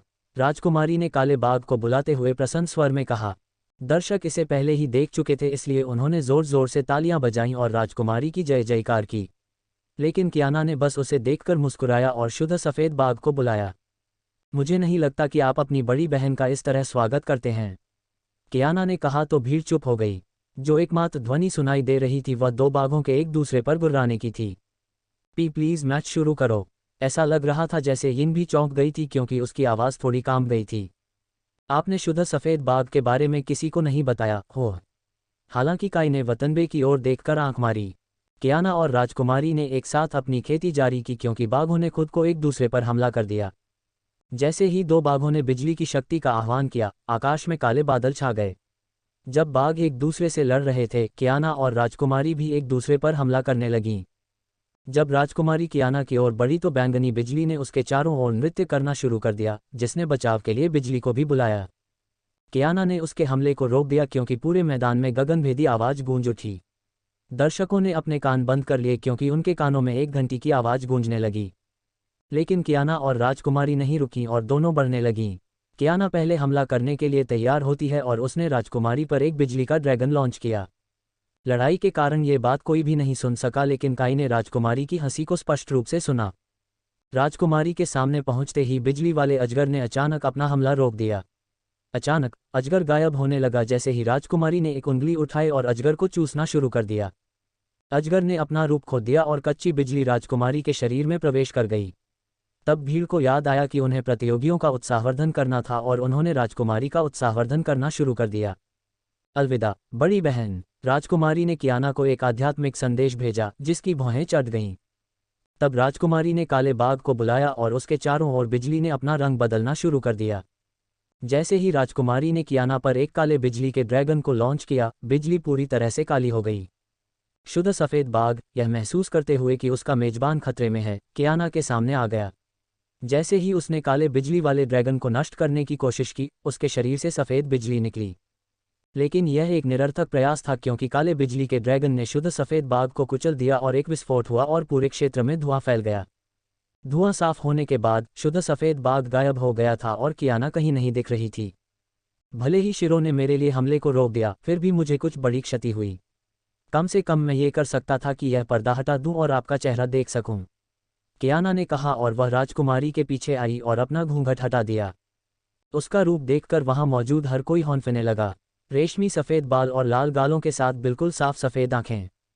उसका चेहरा किसी देवी के समान सुंदर था, जैसे उसने कियाना को देखा था जो जमीन पर फैली हुई थी और उसके हाथ खून से भरे हुए थे क्योंकि वह अपने घावों को ढक रही थी। रियांग ने भी राजकुमारी को आश्चर्य भरी नज़रों से देखा, लेकिन उसे कियाना की चिंता थी। उसे उम्मीद थी कि काई चला जाएगा और कियाना को ठीक कर देगा, लेकिन जब उसने ऐसा नहीं किया तो उसने उसकी ओर देखा और उसका चेहरा देखकर वह चौंक गई। काई अपनी जगह पर जम गया, उसकी आंखें सदमे से फैल गईं। मैरियल भी अलग नहीं थी क्योंकि वह भी बड़ी आंखों और खुले जबड़े से राजकुमारी को घूर रही थी। लेविना 1, वे दोनों एक ही समय में बुदबुदाने लगे जब उन्होंने बिजली के मूल शासक पर नज़र डाली। काई ने फिर कियाना की ओर देखा और गायब हो गई। फिर उसने उसके घावों को ठीक किया और उसे संप्रदाय के बाकी लोगों के साथ छोड़ दिया। वह बिजली की मौलिक शासक है। बिजली जो उसकी बिजली से कमजोर है, उसके शरीर द्वारा सोख ली जाएगी और आध्यात्मिक ऊर्जा में परिवर्तित हो जाएगी जिसका उपयोग वह कर सकती है। काई ने मिया से कहा और उसने आश्चर्य से लेविना की ओर देखा। माफ करें लेकिन मुझे आपको रोकना होगा, काई ने कहा जब मारियल का शरीर अचानक अकड़ गया। लेकिन मुझे उससे लड़ना होगा और उसे वापस लाना होगा। मैरियल ने कहा कि उसने अपने शरीर को हिलाने की कोशिश की लेकिन ऐसा करने में सक्षम नहीं थी। क्षमा करें, लेकिन आप दोनों उसे हरा नहीं सकते क्योंकि उसका इस दुनिया की मौलिक आत्मा के साथ एक आदर्श बंधन है और यह उसकी शक्ति को कई गुना बढ़ा देता है। काई ने उसके अनुरोध को अस्वीकार कर दिया। लेकिन चिंता मत करो, मैं उसे वापस लाने जा रहा हूं क्योंकि अब यही मेरे जीवन का संपूर्ण उद्देश्य है। काई ने मारियल से कहा जब उसने संघर्ष करना बंद कर दिया। उसने सीधे काई की आंखों में देखा और सिर हिलाया और उसने मुस्कुराते हुए उसे छोड़ दिया। वह आखिरकार अपने शरीर को हिलाने में सक्षम हो गई और उसने लेविना की ओर देखा। तत्व शासक बेहद करीबी थे, आप इन्हें बहनें मान सकते हैं, इसीलिए वह लेविना को वापस लाने में इतनी जल्दबाजी कर रही है। जैसे ही मिया ने सिर हिलाया, काई ने उसे आपूर्ति की। लेकिन आप उसे वापस लाने में जल्दबाजी नहीं कर रहे हैं? मिया ने उससे पूछा। मुझे भी उसे वापस लाने की जल्दी है, लेकिन फ़र्क सिर्फ इतना है कि यह बाहर दिखाई नहीं देता, काई ने मंच पर जाने से पहले मुस्कुराते हुए उत्तर दिया। आखिरकार हम मिले, आइए परिचय से शुरू करते हैं। मेरा नाम लेविना है। लेविना ने काई के शरीर की पूरी तरह से जांच करते हुए कहा, जबकि वह सिर्फ उसकी आंखों में घूर रहा था। मेरा नाम काई है और मुझे आपसे मिलकर खुशी हुई, लेविना। जैसे ही दर्शक कानाफूसी करने लगे, काई ने सुंदर मुस्कान के साथ कहा। ऐसा लग रहा था मानो लेविना को आश्चर्य ने वापस ले लिया हो, लेकिन वह जल्द ही हंसने लगी। इसके बाद उन्होंने हंसना बंद कर दिया, लेकिन उनके चेहरे पर अब भी मुस्कान दिख रही थी। आप वास्तव में दिलचस्प हैं। कोई भी मुझे नाम से नहीं बुलाता क्योंकि मैं सफ़ेद, या जैसा कि आपने देखा है, काले बाग का मेजबान हूँ। लेकिन आपने मुझे सिर्फ मेरे नाम से बुलाया, जो अच्छा है, लेविना ने अपना हाथ बढ़ाते हुए कहा। पीछे हटते ही काई ने उसे हिलाया। जैसे ही यिन ने संकेत दिया, काई और लेविना गायब हो गए और मंच के बीच में एक दूसरे से मिले और पूरे क्षेत्र में शक्ति की एक बड़ी लहर दौड़ गई। तारांकन तारांकन वन। लेविना नाम लैटिन मूल का है और अंग्रेजी में इसका अर्थ है लाइटनिंग बोल्ट। चरित्र छवियों के लिए डिसऑर्डर सव से भी जुड़ें। लेखक के विचार अनुभाग में लिंक करें। जहां वे गए थे। जैसे ही काई और लेविना हवा में गायब हो गए, यिन ने पूछा। वे यहीं हैं, आप उन्हें देख नहीं सकते क्योंकि वे बहुत तेजी से आगे बढ़ रहे हैं। वतनबे की ओर इशारा करते हुए मारियल ने खर्राटे लिए। अपनी खेती का उपयोग करें और आप उन्हें देख सकते हैं, उसने कहा। जैसे वतनबे ने भौहें सिकोड़ ली और अपनी खेती जारी कर दी। उसने अपनी साधना को अपनी आंखों पर केंद्रित किया और अंततः उसने काई और लेविना को मंच पर लड़ते हुए देखा। जब वे दोनों अपने हमले शुरू कर रहे थे तो वे प्रकाश की गति से आगे बढ़े, लेकिन ये गतिरोध में समाप्त हो रहा था, या दूसरे शब्दों में काई इसे गतिरोध में समाप्त होने दे रहा था। आइए इस गतिरोध को खत्म करें, काई ने कुछ मिनटों के बाद कहा और अचानक लेविना के पेट में लात मार दी। वे बहुत तेज गति से आगे बढ़ रहे थे और एक दूसरे के हमलों को रोक रहे थे, लेकिन काई की किक कहीं नहीं लगी और लेविना प्रभाव के कारण वापस उड़ गई। हालांकि कुरो उसके पीछे आया और उसके पतन को तोड़ दिया। लेविना फिर खड़ी हो गई और काली बिजली उसके शरीर के चारों ओर दौड़ गई। आप निश्चित रूप से अच्छे हैं, लेकिन आप मुझे और कुरो को नहीं हरा सकते। जब काई उसकी ओर देखकर मुस्कुराई तो लेविना ने शेखी बघारी। किसने कहा कि मैं अकेले लड़ने जा रहा हूं? उसने उत्तर दिया जैसे उसके शरीर के चारों ओर सुनहरी बिजली चमकने लगी। रेडेन फिर काई के पीछे आया और काले बाग पर गुर्राया। रेडेन को देखकर दर्शक सदमे में रह गए। वह काले बाग से 2 गुना बड़ा था और उसके शरीर पर काली और सफ़ेद धारियां थीं। आपने मुझे आश्चर्यचकित कर दिया जब मुझे लगा कि आपके पास कोई तरकीब नहीं बची है, लेविना ने रेडेन की जांच करते हुए हंसते हुए कहा। लेकिन फिर भी हम ही हैं जो इसे जीतने जा रहे हैं, उसने कहा और आगे बढ़ गई। जैसे ही उसने काई के चेहरे पर मुक्का मारा, काली बिजली उसकी बांह के चारों ओर लिपट गई। लेकिन इससे पहले कि उसका मुक्का लग पाता, सुनहरी बिजली ने उसके मुक्के को बाधित कर दिया क्योंकि काई के बाल स्पाइक्स में बढ़ने लगे। जैसे ही उसने उसकी मुट्ठी पकड़ी और उसे दर्शकों की ओर उछाला, उसकी आंखें सुनहरी हो गईं। काले बाघ ने लेविना को रोकने की कोशिश की, लेकिन प्रभाव इतना शक्तिशाली था कि वह भी दर्शकों की ओर गिरने लगा। फिर काई ने अपनी उंगलियां चटकाईं और एक बैरियर ने पूरे मंच को ढक लिया और लेविना और काला बाघ बैरियर से टकराकर वापस आ गए। जैसे ही लेविना ने काई पर हमला करने के लिए एक काला बिजली वाला ड्रैगन बनाया, वे दोनों खड़े हो गए। काले बाघ ने एक ड्रैगन भी बनाया और उसे काई की ओर लॉन्च किया। और अधिक प्रयास करो, यदि तुम ऐसी दयनीय हरकतें कर रहे हो तो तुम मुझे खरोंच भी नहीं सकते। काई ने टिप्पणी की कि उसने अपना खुद का एक ड्रैगन बनाया है जो सुनहरी बिजली से बना है। उसने इसे आने वाले 2 ड्रैगन पर लॉन्च किया और उसके ड्रैगन ने उन्हें आसानी से तोड़ दिया। लेकिन लेविना और काला बाघ पहले ही अपने स्थान से हट चुके थे और अब काई के पीछे थे। अब फ्यूचर द्वारा विज्ञापन। काली बिजली ने लेविना के पैर को ढक लिया और उसने काई के पेट पर हमला कर दिया। लेकिन उसने उसकी किक को एक उंगली से रोक दिया जबकि रेडेन मनोरंजन के साथ काले बाघ को देख रहा था। आप उससे लड़ना नहीं चाहते क्योंकि वह आपको उस समय की याद दिलाता है जब आप कमजोर थे और उन वैज्ञानिकों द्वारा पकड़ लिए गए थे। जैसे ही रेडेन ने सिर हिलाया, काई को एहसास हुआ कि रेडेन की निगाहों का क्या मतलब है। इसके बाद काई ने रेडेन को आउट कर दिया क्योंकि वह अपने विरोधियों की ओर देखने के लिए पीछे मुड़ा। आपने वहां अच्छा किया। आपने मुझे आश्चर्यचकित करने की कोशिश की और आप जानते थे कि मैं आपको रोक दूंगा।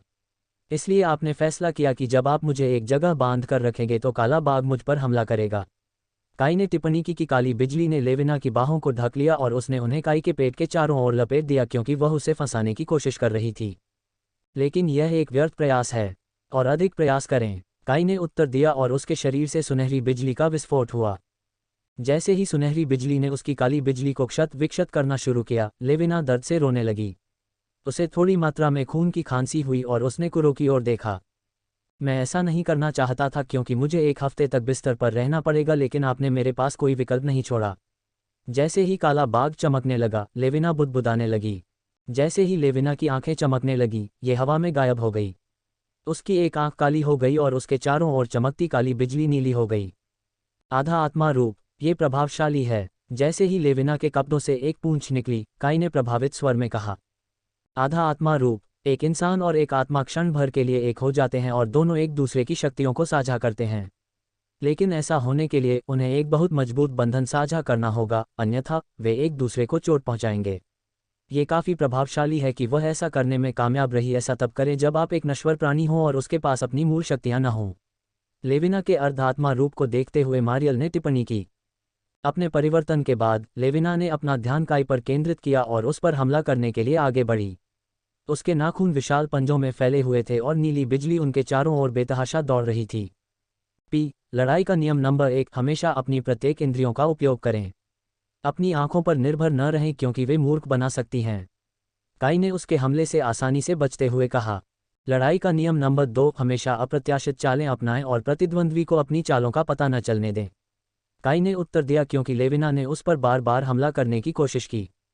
जब वह हताशा में गुर्राने लगी तो वह उसके हमलों से बच गया, लेकिन ऐसा लग रहा था जैसे वह उसकी सलाह सुन रही थी क्योंकि उसकी चाल अप्रत्याशित होने लगी थी।